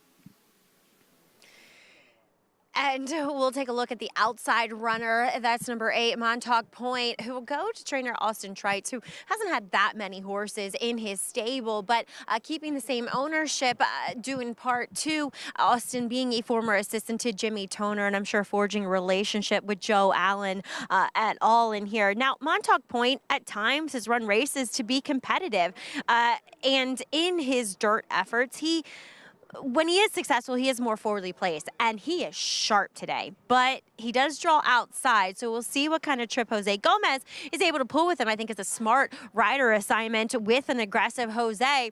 But also the layoff concerns me a little bit because he's gotten a bit hot. It's not hot or it's seasonably cold today, and he just looks a little heavy around the edges. So he's a generous price at 10-1, but I just feel like a race under his belt is going to be needed. Guys? Thanks, Maggie. This is a tough one, and the funny thing is, if the race ends and Olympic Dreams win, we'll say, well, we all got so worried about him not liking a wet track, we just ignored the fact that he's clearly the fastest horse in the race. But when he loses, you're going to say, I told you can't handle a wet track, and that's horse racing a little bit. It's always easy after the race to say what you should have done. Well, but you said something that I think is very important earlier. When you're talking about a favorite in a situation like this, you have to point these things out. Listen, I'm a fan of the horse. I do think he has the most natural ability of this field, but I think the racetrack plays against him. No, I mean, it's hard to ignore the way he improved so dramatically when he finally got off wet tracks. And then you throw in the fact that the worst race he's run since then was on a wet track. Now, to be fair, it did come right after he ran a clunker up in Saratoga. So there is that question, was he sort of going the wrong way? But then he comes back a month later and he runs as well as he did last time. It's very hard to ignore. And after the race is over, if he doesn't run well, we're all going to say, we should have just jumped in, or who was taking a short price on him. It's one of the things I love about racing is there's so many variables to consider before a race, and you have to make the judgments, and you have to make your judgments based on price. If he was 5-1 in here, I couldn't care less. Sure. He has nailed draft because he's the best horse in the race. Right. But well, he's not. He's the 95. interesting thing is when he broke his maiden here, last March, I picked him because I said this horse ran in turf, 2 sloppy tracks. Now he gets an outside post, and just looking at him as an individual, you go, he's going to appreciate getting a fast track. I can't go back on what I saw that day when he was successful, and you made a great point. He was a work in progress at that point. Maybe he just hadn't figured the game out at that point, right? But then, he has all these races that are good on fast tracks. The one bad race on an off track again. If he didn't have that effort in a very, very tough, but he didn't have that effort in the Empire Classic, I would have said, well, he only ran 5 Beyer points worse when he broke, from where he broke his maiden, so he was showing signs of improvement. But that Empire Classic scares me in here. Right along with you. I went up on the 6 Luigi Spirit. I just think he can sit the right trip. Oh, you just like the name. Who you want? Luigi Spirit's your kind of name. Luigi, come on. Heading into the gate, Chris Griffin has the call for today's 8th race, 1 1/8 miles. Point. Last to low. Montauk Point steps forward and in. All set.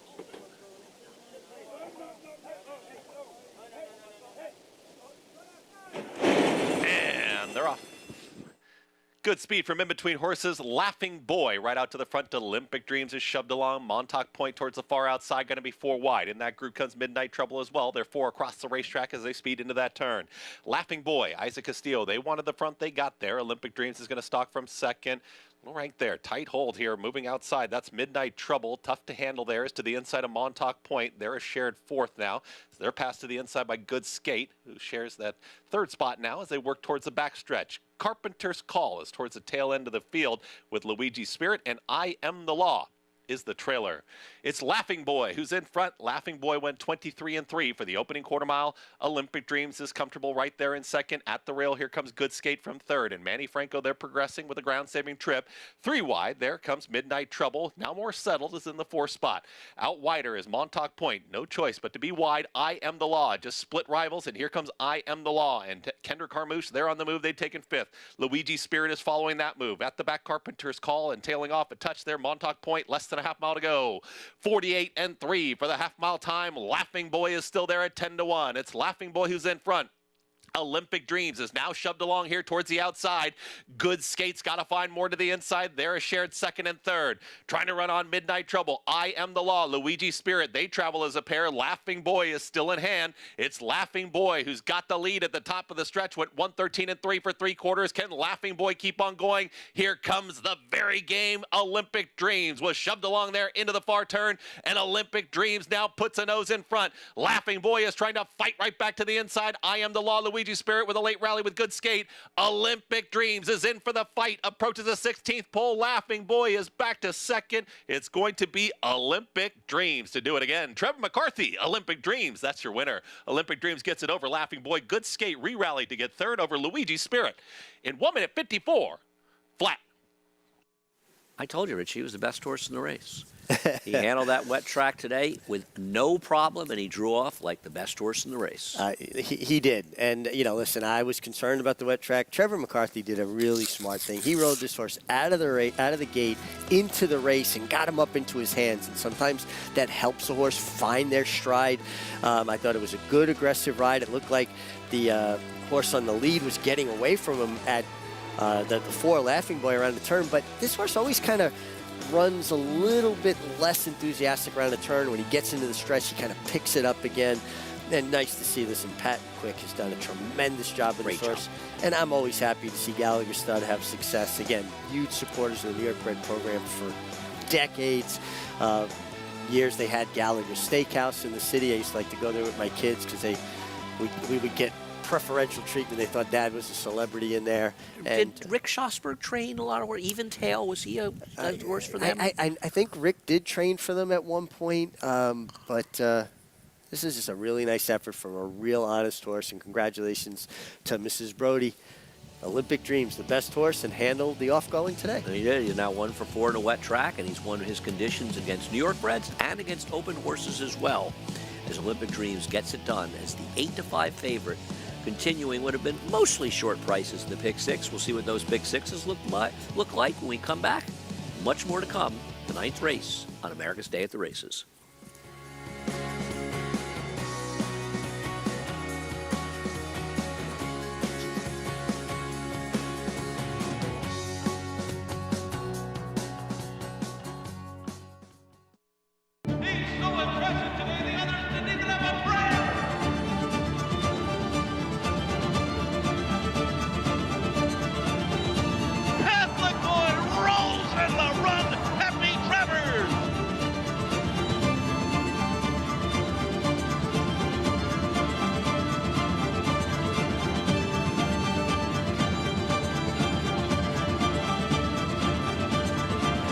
Boy standing at Claiborne Farm.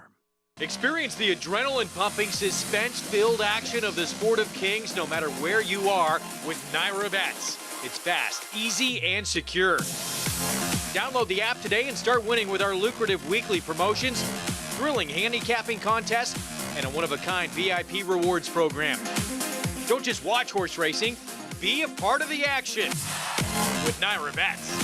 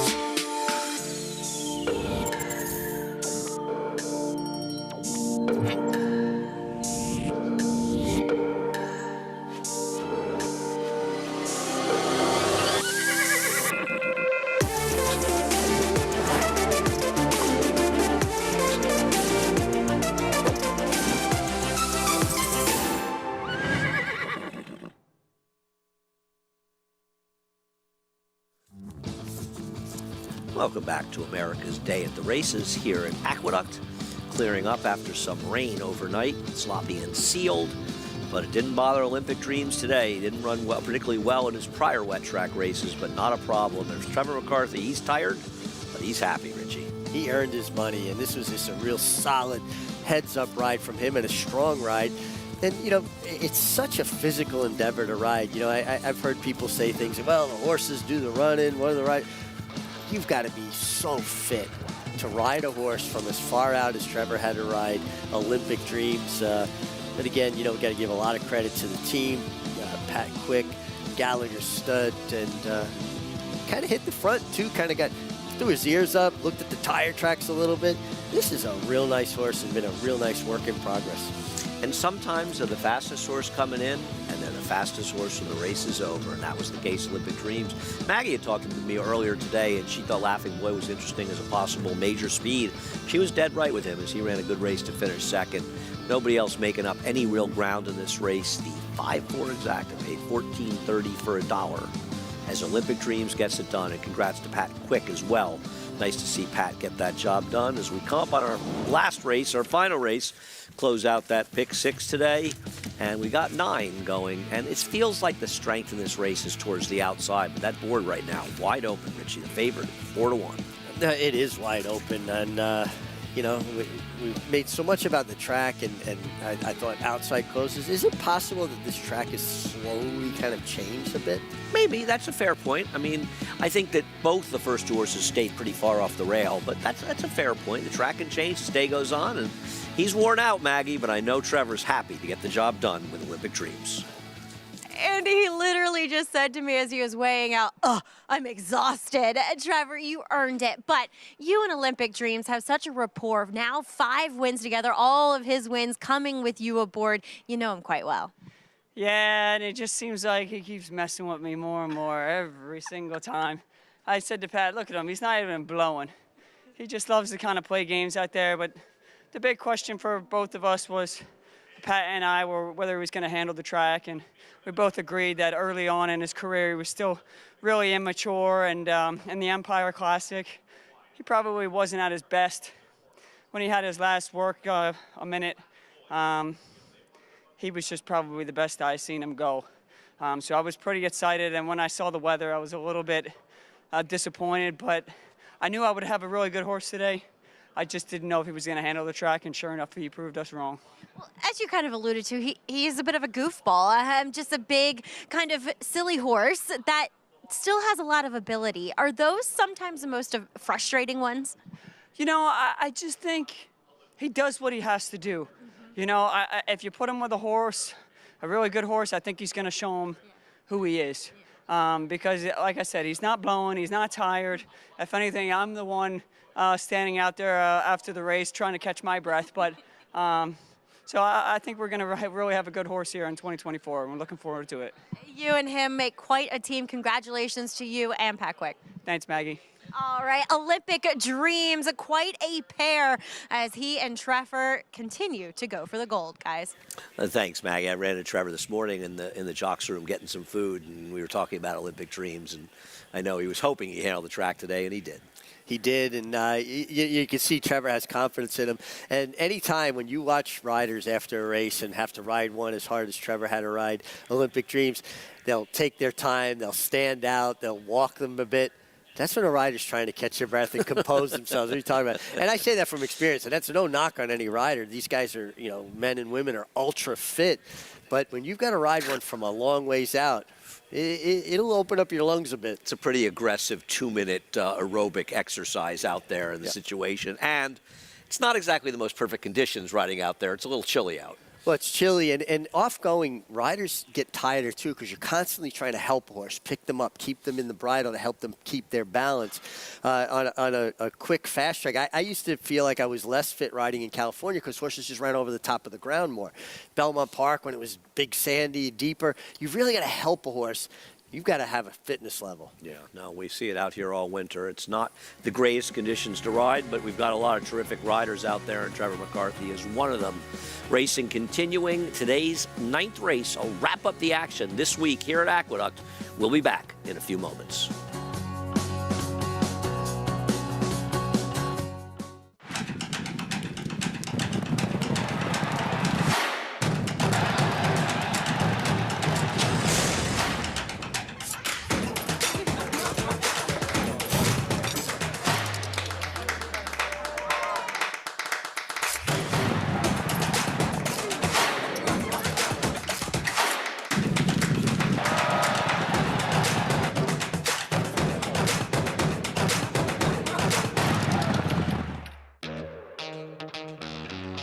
This is Maxfield.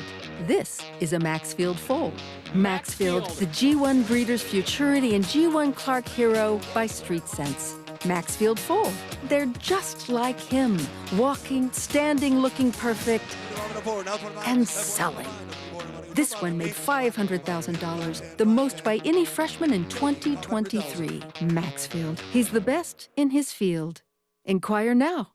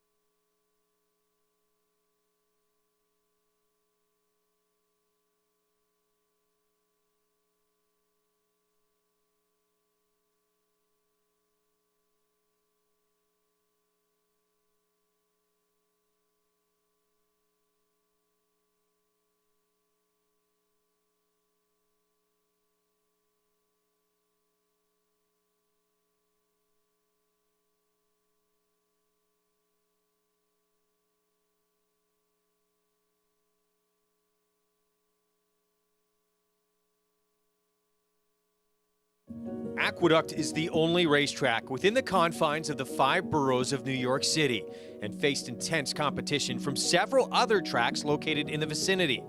True to its nature, the racetrack not only survived, but thrived.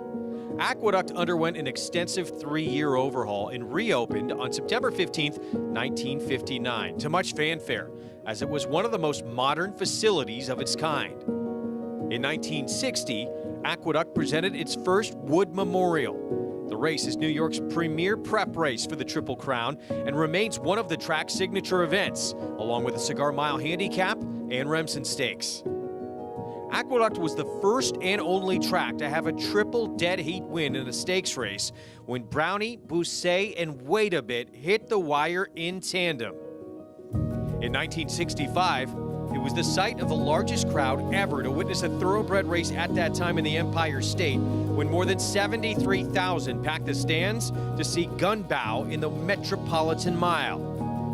The legendary Cigar began his famous 16-race win streak at Aqueduct. He scored impressively in the 1994 Naira Mile as part of that win streak. The race was named in Cigar's honor after he retired in 1997. The last racetrack Secretariat placed his hooves upon was Aqueduct. He was retired there before commencing his stud career at Claiborne Farm. Aqueduct was the second track to host the Breeders' Cup in 1985 and was one of the first sporting venues where Pope John Paul II held Mass in 1995. Well, 2 guys on this set that are huge fans of the Big A. Richie, it's the first track in New York I ever went to, and I think it's the first track down here you ever went to. First racetrack I ever went to, first stake race I ever saw, right here, 1976. Due Diligence won the Toboggan Handicap. Wow. That Love was that. the day that I made. No, that was last Harry Pereira. Mangurian. Wasn't it? No, Due Diligence. Wasn't it? You know what? No. I'm confusing my horses right now. I think you're right. It was a Harbor View Farm horse with George Velasquez. I'm going to look it up on my iPad in a minute. But I remember being on the train home to Brooklyn with my father telling him I was going to win the Toboggan Handicap. I love that. And I can remember it like it was yesterday. Listen, we used to come here. There'd be 30,000 people here on a Remember that walk Wednesday. down from down the platform? Through the backyard, and the whole conversation was the Daily Double, because at that point in time, you only had the Daily Double. Yep. You didn't have other doubles during the day, so it You wasn't had 3 the early double. exactas, you didn't have a lot Win, of... place, and show, 9th race trifecta, and the double. Because I remember my father would budget $30 for the day to gamble. We'd have sandwiches in a brown paper bag, eat them on the train, and I was, my eyes were this big because I'm listening to everybody talk about it, and then I would go up on the 3rd floor and look at all the Wood Memorial win pictures. I mean, I loved this. I love this place to this moment. Aqueduct is a huge part of the history of my career and my life. Oh, no question about it. I used to come with my grandmother in the 70s. We would take the old Aqueduct special out, those big tokens coming out here. My first trip was 74, Christmas, Thanksgiving, Saturday. Well, you're a lot older than me, son. Yeah, I'm an old man. And my first Wood Memorial was Bold Forbes in 1976, 76, 74. I got Eddie Maples goggles after he won the Wood Memorial on Believe It. Wow.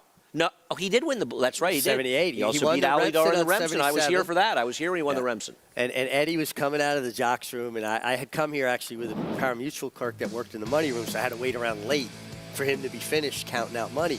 And I waited up in the ramp, and here come Eddie, and he used to wear this Ducks Unlimited kind of vest, and that's Eddie Maple, and he's a dear friend to this day. And he had a tack bag, and he reached in and he gave me goggles, and That's I was nice. thrilled. When you're a kid, getting a pair of goggles is like the biggest deal.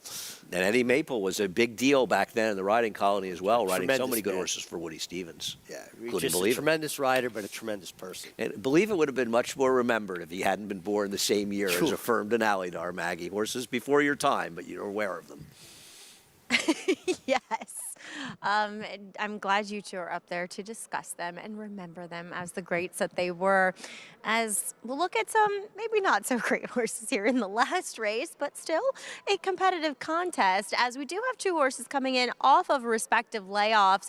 One looked to be a factor, but the board would say stay away, and that's number 8, Dream on Kara, who's currently 7-1. We'll see if she does continue to drop a bit, but she certainly has races and numbers on the go back to make her very competitive here. She drops in for a tag for the first time, though. She is 0 for 14, and the layoff is a bit concerning. I haven't seen her in nearly 5 months, and she's one that always, carried a lot of conditioning, always looked good in that respect. And now she's kind of dropped away. Her top line looks a bit weaker. She has that dull, drab winter coat to her. I don't know. I've seen her look a lot better than what she does here on this particular occasion. And then you're going to say, Maggie, you've completely lost the plot here. No, I'm not going to talk about number 5, Franny Lou, who's coming off a near-year layoff. No, I'm going to shoot for the over 2-year layoff of number 4, Our Reward. Honestly, she just caught my eye when she walked in here. I had to double check. I said, yep, that's a horse who has done absolutely no running. That's coming back now as a 5-year-old. The 2 works, 3 and 4 back, really kind of caught my eye. 48 and 3, 48 and 4, 14 of 118, 6 of 77. Fairly quick workouts for a filly that mare that takes the blinkers off, shown a little bit of speed in those efforts, and looks like she should be quick. I wonder what kind of speed we get from her. Yes, ultimately, she might not be fit enough to handle these horses who are in decent form, who have recency, but one that kind of I'm intrigued by now, having looked at her here in the paddock, Andy. Thank you, Maggie. And Richie was right. Due diligence was Harbor View and Las Barrera. I should have known. As soon as Mitch Levitas agreed with me, I knew I had to be wrong. I actually started a question, but it's funny how your memory does that to you. Like, it just kind of rearranges things sometimes, right? Yep. How about the number 4, Our Reward, coming off of a 2-year layoff? And a horse that's never on a step in his 2 starts. Could he be a new horse? Those 2 races leave a tremendous amount, obviously, to be desired, but they've continued on, and, it's a mare, too, so sometimes the tendency is to retire those a little bit quicker, and she's had a pretty steady work tab, and you know that I'm not huge about times of works because you never know what the intention is from the trainer, how they want the horse to work. I'm more about spacing of works, and if a horse has a steady work tab, meaning they're, 7, 8 days, whatever that trainer's kind of, system is, that tells me a horse is doing well if there's no interruptions in that training. Well, he is certainly a wild card. There she is in this race, and Take everything goes full circle, Richie. Look who beat her in her debut. Silver Fist, who you and I were talking about during the break, and Can't Hurry Love is second. It's been very good. That's pretty ironic, isn't it? That we were just talking about that. It's a little bit scary, actually, because I sort of brought her up out of nowhere to you a little bit earlier. And there's the number 6, who is, I believe, the favorite looking at Double Army. No, the favorite is actually Motor Morning Grouch. But here is the last race by Army of Thoughts. And George's Vice, who won the race, for whatever it's worth, improved 22 buyer points in her subsequent performance. Yeah, and this horse making her first effort for Wayne Potts. Lane Luzzy winning at a very high percentage. His dad, Mike Luzzy, now his agent. Nice to see them getting off. And I watch Lane riding. Andy, he looks so much like his dad, a young version of his dad. And I think with a little bit more physical maturity, Lane has got a lot of ability. Well, I certainly like Mike a great deal, and I wish Lane the best of luck here. I haven't seen Mike around. I don't know if he's here or they're staying. Are they up in Saratoga, or is he here? Well, Mike's been down here. I actually spoke to him last night. He was on his way home in a snowstorm. I was coming this way. He was going that way, and we were discussing how difficult it was driving. And are they staying up in Saratoga quite a bit? They have a place up there, right? Yeah. Their main residence is in Saratoga, but Mike is down here hustling for his son, and I like it. I think it's a good fit. And there's the favorite, Motor Morning Grouch. He's coming out early. That's why he's grouchy. Yeah, this is normal for Motor Morning Grouch. You break the post raid, get her over to the gate because she can be a handful. And they're going to try to clear the lead with her, as she does appear to be the speed on paper. The rest of the horses are in the paddock. A lot of fun, Andy, sitting on one at a full gallop like that without your stirrups. A lot of fun. Really? For you, perhaps. Yeah, I'm being sarcastic. I ride those horses they have outside the supermarket where you put a quarter in. I saw you on that carousel in Saratoga that time. I've been at the carousel. I used to go there with my dad, actually. We used to go sit outside of it. The number 1 horse in this race, a long shot at 20-1, Max in the Bank. going out for Joe Parker, my buddy Joe Parker. Yeah, it's going to have to improve and work out a trip from the inside. The 2 Galatrona, Louis Rivera riding for Jimmy Bond. Yeah, last race left a lot to be desired. Better on turf, maybe. Congrats to Tina Bond on being named the new head of NYTHA. I think it's really good for NYTHA as well. The number 3, Follow the Fed, goes out for Rudy Rodriguez, looking for another winner. Rudy's red hot, and this horse has had a lot of chances, though. We talked about our reward, a long layoff. Trevor looking to win 2 in a row. This one for Bruce Brown. Long layoff was 8-1, has drifted now to 12. Kind of interesting. And listen, the name means a lot to me because I groomed a horse named Our Reward when I was a kid. So funny. Franny Lou, David Donk, and Jose Gomez. This one, another horse off a year layoff. Off a year layoff, has never run on a fast track. All the tracks have either been sloppy or muddy. This horse brings the rain. The number 6, Army of Thoughts, one of the favorites. Second choice right now, Wayne Potts and Lane Luzzy. Last race makes this horse very dangerous. Come to the 8 horse, going out for Mitch Friedman. Heeman Harkey looking for his second win of the day. Dream on Cara. Taking the drop in class, though. First time this horse submitted for a maiden tag, and that could be significant. Brad and the Dam Sides need a lot of starts to break his maiden. And rounding out the field, my top choice, the 9, Practical Miss for Dave Duggan and Kendrick Carmouche. Strong connections there. Dave Duggan, a guy I have a lot of respect for. Takes the blinkers off, and the outside post could help. You know, Kendrick's kind of like Madonna. You know, like he doesn't need a last name. He's Kendrick. You know, I don't like you think at this point in racing? What do you think, Jonathan? Well, I was yelling at Austin. He's playing Fortnite over there, screaming as loud as he possibly could. Does he not understand that the 9th is about to happen? This is a situation for me in this last race where I thought it was a little bit wide open. I thought there was a few horses in here that could win, and that often happens for me when I'm looking at these maiden claiming races, because a lot of times what will happen is my first start with maiden claimers is who is the big dropper? Who's the dropper that I absolutely love in here? Who's the horse that has the edge in terms of class? And for me, there just doesn't really happen to be one of those. So I think you have to just try to get a little bit more creative and find out who you believe that can get the job done. For me, it's the 6, Army of Thoughts. It's a horse that had a couple of starts on the dirt. They didn't go particularly well, but that last race happens to stand out a little bit. And it happens to go hand in hand with a trainer change. And I think that sometimes when you're looking for a reason for a horse to kind of jump up and improve, you need some sort of a reason, and a trainer change is one of those reasons, especially a high percentage trainer like Wayne Potts. Mags? Yeah, I landed on her too, JK. I've always liked her, and I thought her last race was a step in the right direction. But getting back to the favorite, Moda Morning Grouch, if you don't know Pat Reynolds, well, to know Pat is to like Pat, because he comes out with some funny quips. And I said to him, as we saw how they have to bring Moda Morning Grouch, I said, man, Pat, you have all the crazies, you know, alluding to Strange Fruit, who's the same kind of way. And he said, what? Don't you remember that saying from Dickie Small? Bring a crazy horse to the crazy guy? And he said, he got broad brush, though. I got Mo the Morning Grouch. I had to chuckle at that. But you look, she is a speed type. She certainly acts that way. As we'll take a look at the outside runner, that's Practical Miss. Blinkers off today, a little bit more laid back in the paddock, too. She's actually turning back to the shortest she's gone. She looks sensational, as Dave Duggan's horses do. They typically always look best in the fields they're assembled in. She just doesn't look like a sprinter to me. Like shorter is better per se. She looks like she needs more ground, but her 2 races longer don't suggest that. We'll see what she does here, but certainly a major player in this field. Guys?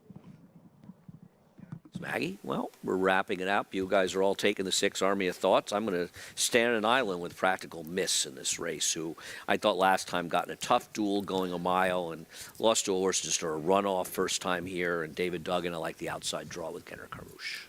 Yeah, listen, I think this horse is definitely live, and I'm a big fan of Dave Duggan, not only friends, but as a horse person. He's been doing very well lately. Doing really well. Nice getting a chance lately. His horses always look good.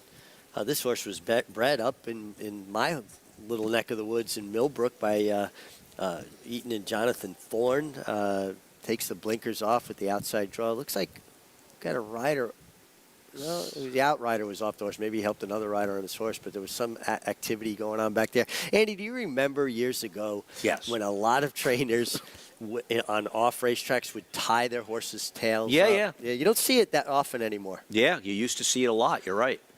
Yeah, the thought process behind that was that the mud. They would pick up more mud and get heavier. 5-6 pounds of mud in a horse's tail and slow them down. Well, after we saw Gunrunner win the Woodward with a shoe in his tail, they figured those tails can handle it, I guess. Yeah. But yeah, you're right. We used to see that much more often, and you're right. I never really noticed that, but it doesn't happen as much. I don't know if we have any idea, if Maggie has any idea what exactly is going on. That there seems to be a bit of a delay, but can't delay too long because it's getting a little dark out there. You know, it's always a little bit easier to see when you're out there as opposed to when you're up here for some reason. Get an update from Maggie. I can't give it a 100% confirmed update here as they're walkie-talkies going off. I'm trying to listen in. But from what I could see far across the racetrack, it looked as though there was an outrider pony without the outrider. I don't know what exactly happened. As you guys mentioned, if they had to get off to help another rider, now there's somebody running up the racetrack.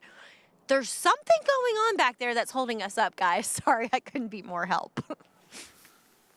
Thank you, Maggie, and obviously we hope everybody's okay, but without really knowing specifically what's going on, as you see another rider out there. But we're kind of in the dark right now as to what's going on, Richie.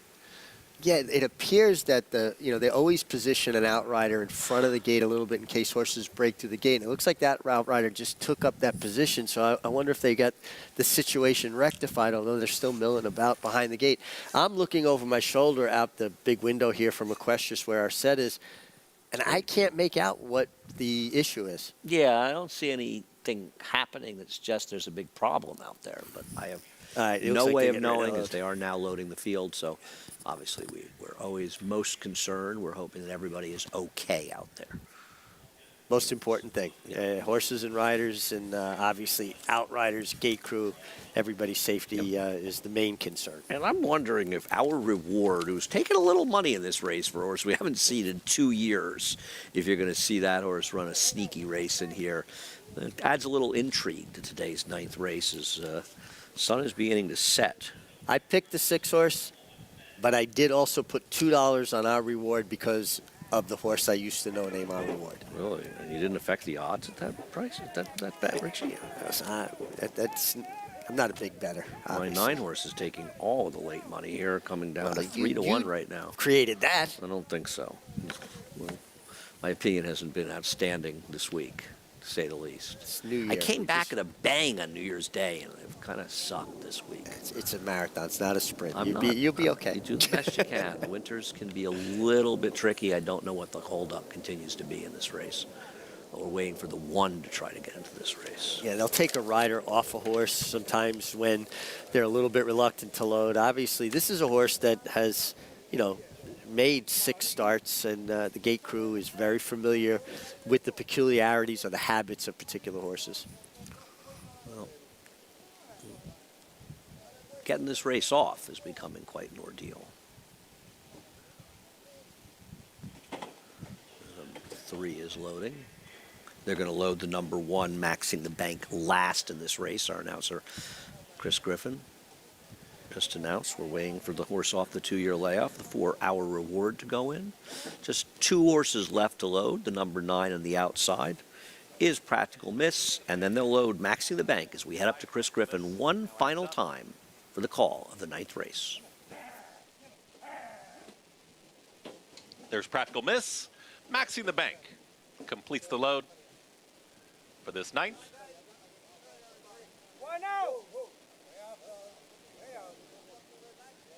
Maxing the bank.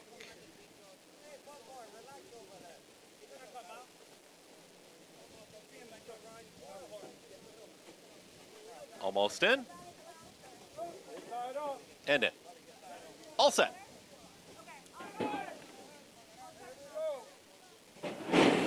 And they're off. Our Reward is asked for speed from in between horses. There's Mo to Morning Grouch, and Mo to Morning Grouch with the head in front, but coming right back to the inside, Our Reward. In between horses comes Franny Lou. That's the top trio. At the rail, Galatrona is making up some ground towards the inside. That's the leading 4 now, and out wider comes Practical Miss and Kendrick Carmouche. They've settled into 5th. Moving up on the outside, Dream On Kara's got some momentum to the outside of the Army of Thoughts. Then second to last, you've got Follow the Fed and the trailer, maxing the bank. 23-1 for the opening quarter mile. Our Reward has got the lead. Mo de Morning Grouch is back for more to the outside. Galatrona nowhere to go. In between horses, Franny Lou. Here comes a run from Practical Miss. Joining that run is going to be Dream on Kara, and Himon Harkey is up on the outside. 4 across the racetrack here as they approach a quarter mile left to go. Mo de Morning Grouch is still in front. Practical Miss in the 3-path, and here comes Practical Miss to secure the front end. It's Practical Miss who's in front. Mo de Morning Grouch comes right back to the inside. In between horses, Franny Lou. Out wider, there comes Dream on Kara. It's Practical Miss who's in front, but here comes Franny Lou about to split rivals, and Franny Lou's got the momentum. Practical Miss is still in front. Franny Lou down towards the inside. Practical Miss, Franny Lou. These two down to the line. Practical Miss, Franny Lou in a tight photo. Franny Lou looked like she got up. Franny Lou there in the final jump in a photo with Practical Miss. It's a photo for third. Final running time, 1 minute 15.39 seconds. Franny Lou, she looked like she might get shut off if the number 7 Mo de Morning Grouch drifted out, but she was able to come between horses, and she hadn't run in a year. If you call what she did running, and she was 3-1 her last 2 starts, a much bigger price today, Richie, and she wins the photo. Unfortunately for me, against Practical Miss. Yeah, first, I'm sorry. That was a tough beat for you. You really liked the 9 Practical Miss, who had a good trip, worked it out. Maybe was forced to move a touch early when Dream on Kara kind of made that middle move around the far turn. And Kendrick won. Kendrick had a hold position and go forward. But listen, let's give Dave Dunk a lot of credit here to have this horse ready off an extended layoff. And Jose Gomez gets another one, ducking down to the inside, out-gamed Practical Miss, who led everywhere but where it was most important, right? And Maggie's with the legend, Dave Dunk. Yeah. First of all, what's going on? Hold on. Representing another trainer and not his beloved Jets. What's up? Well, I needed my ears to stay warm, so that's why I don't have a green hat. Herringswell Stable, Grand Motion. Obviously, you're good friends with him. And the Jets even won today? Can you believe it? You won as well. Franny Lou off the near year layoff here, Dave. Not easy to get a horse like this back to the races. And she did it in style, weaving in and out of traffic. Yeah, especially these kind of horses. So, yeah, I mean, listen, pretty weak group, you know. But, listen, it was a really good race for her. She's done well. Surprised me. And obviously, Jose gave her a really good ride. Well, you're always very humble. Congratulations. Enjoy. And I'm glad, Graham's good for something and keeping your head warm. Yeah, well, what are friends for? Thanks, kid. Guys, as Dave will get that picture taken with the Herringswell Stable hat on today. It's been a little bit of a frustrating year for the Jets as far as that good defense, but just a long year for them with some tough games. Yeah, it certainly has. I'm happy for Dave Dunk with the win here and the Jets winning. My friend Jesse Iglesias, big Jets fan, so give them at least a little bit of pleasure. And like you said, a very difficult year, but I am sorry that your top pick didn't get done. Well, thank you. I appreciate it, Richie. I'm miserable right now, but listen, that's the life of a horse player. If you're not miserable at the racetrack, sometimes you're not really a horse player. You know what? She had his chance to win, and she simply got outgained by a horse, and a good job by David getting this horse ready off the layoff. And it's interesting how she was betting her last 2 races, and she caught another sloppy seal track, and she didn't seem to love the wet tracks. It's always wet when she runs. Got it done. A good day for Jose Gomez as well. As we wrap up what's been a nice day of racing in the Pick 6. This horse, 21,000. This horse made the Pick 6. This is a good example. $19 horse. You had a 7-1 in the middle of it, and 4 short-priced horses. You can make scores in these multi-race bets. That's why you don't let short-priced horses beat you, because you get some good prices home, and you can collect a good ticket. If you had this horse, which I wouldn't have, maybe you collected. Well, this was the kind of race you had to spread, though, right? Lower level horses, not, Yeah, I like 6 through 9 I would have used. Yeah. I wouldn't have gone far enough to 5. But in the words of the immortal John Nehru, I'd rather have a bad day at the racetrack than a good day anywhere else. And who knows better than John Nehru, a man who lived to be over 100 and certainly loved the game. Well, a fun day of racing and Olympic dreams. The favorite, Trevor McCarthy and Pat Quick, getting the job done. The New York bred, he's won his conditions against New York breds. He's now won his conditions against Open. We'll see him determine some stakes going forward.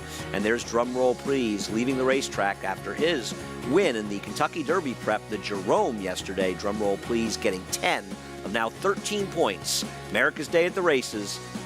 We'll be back next week.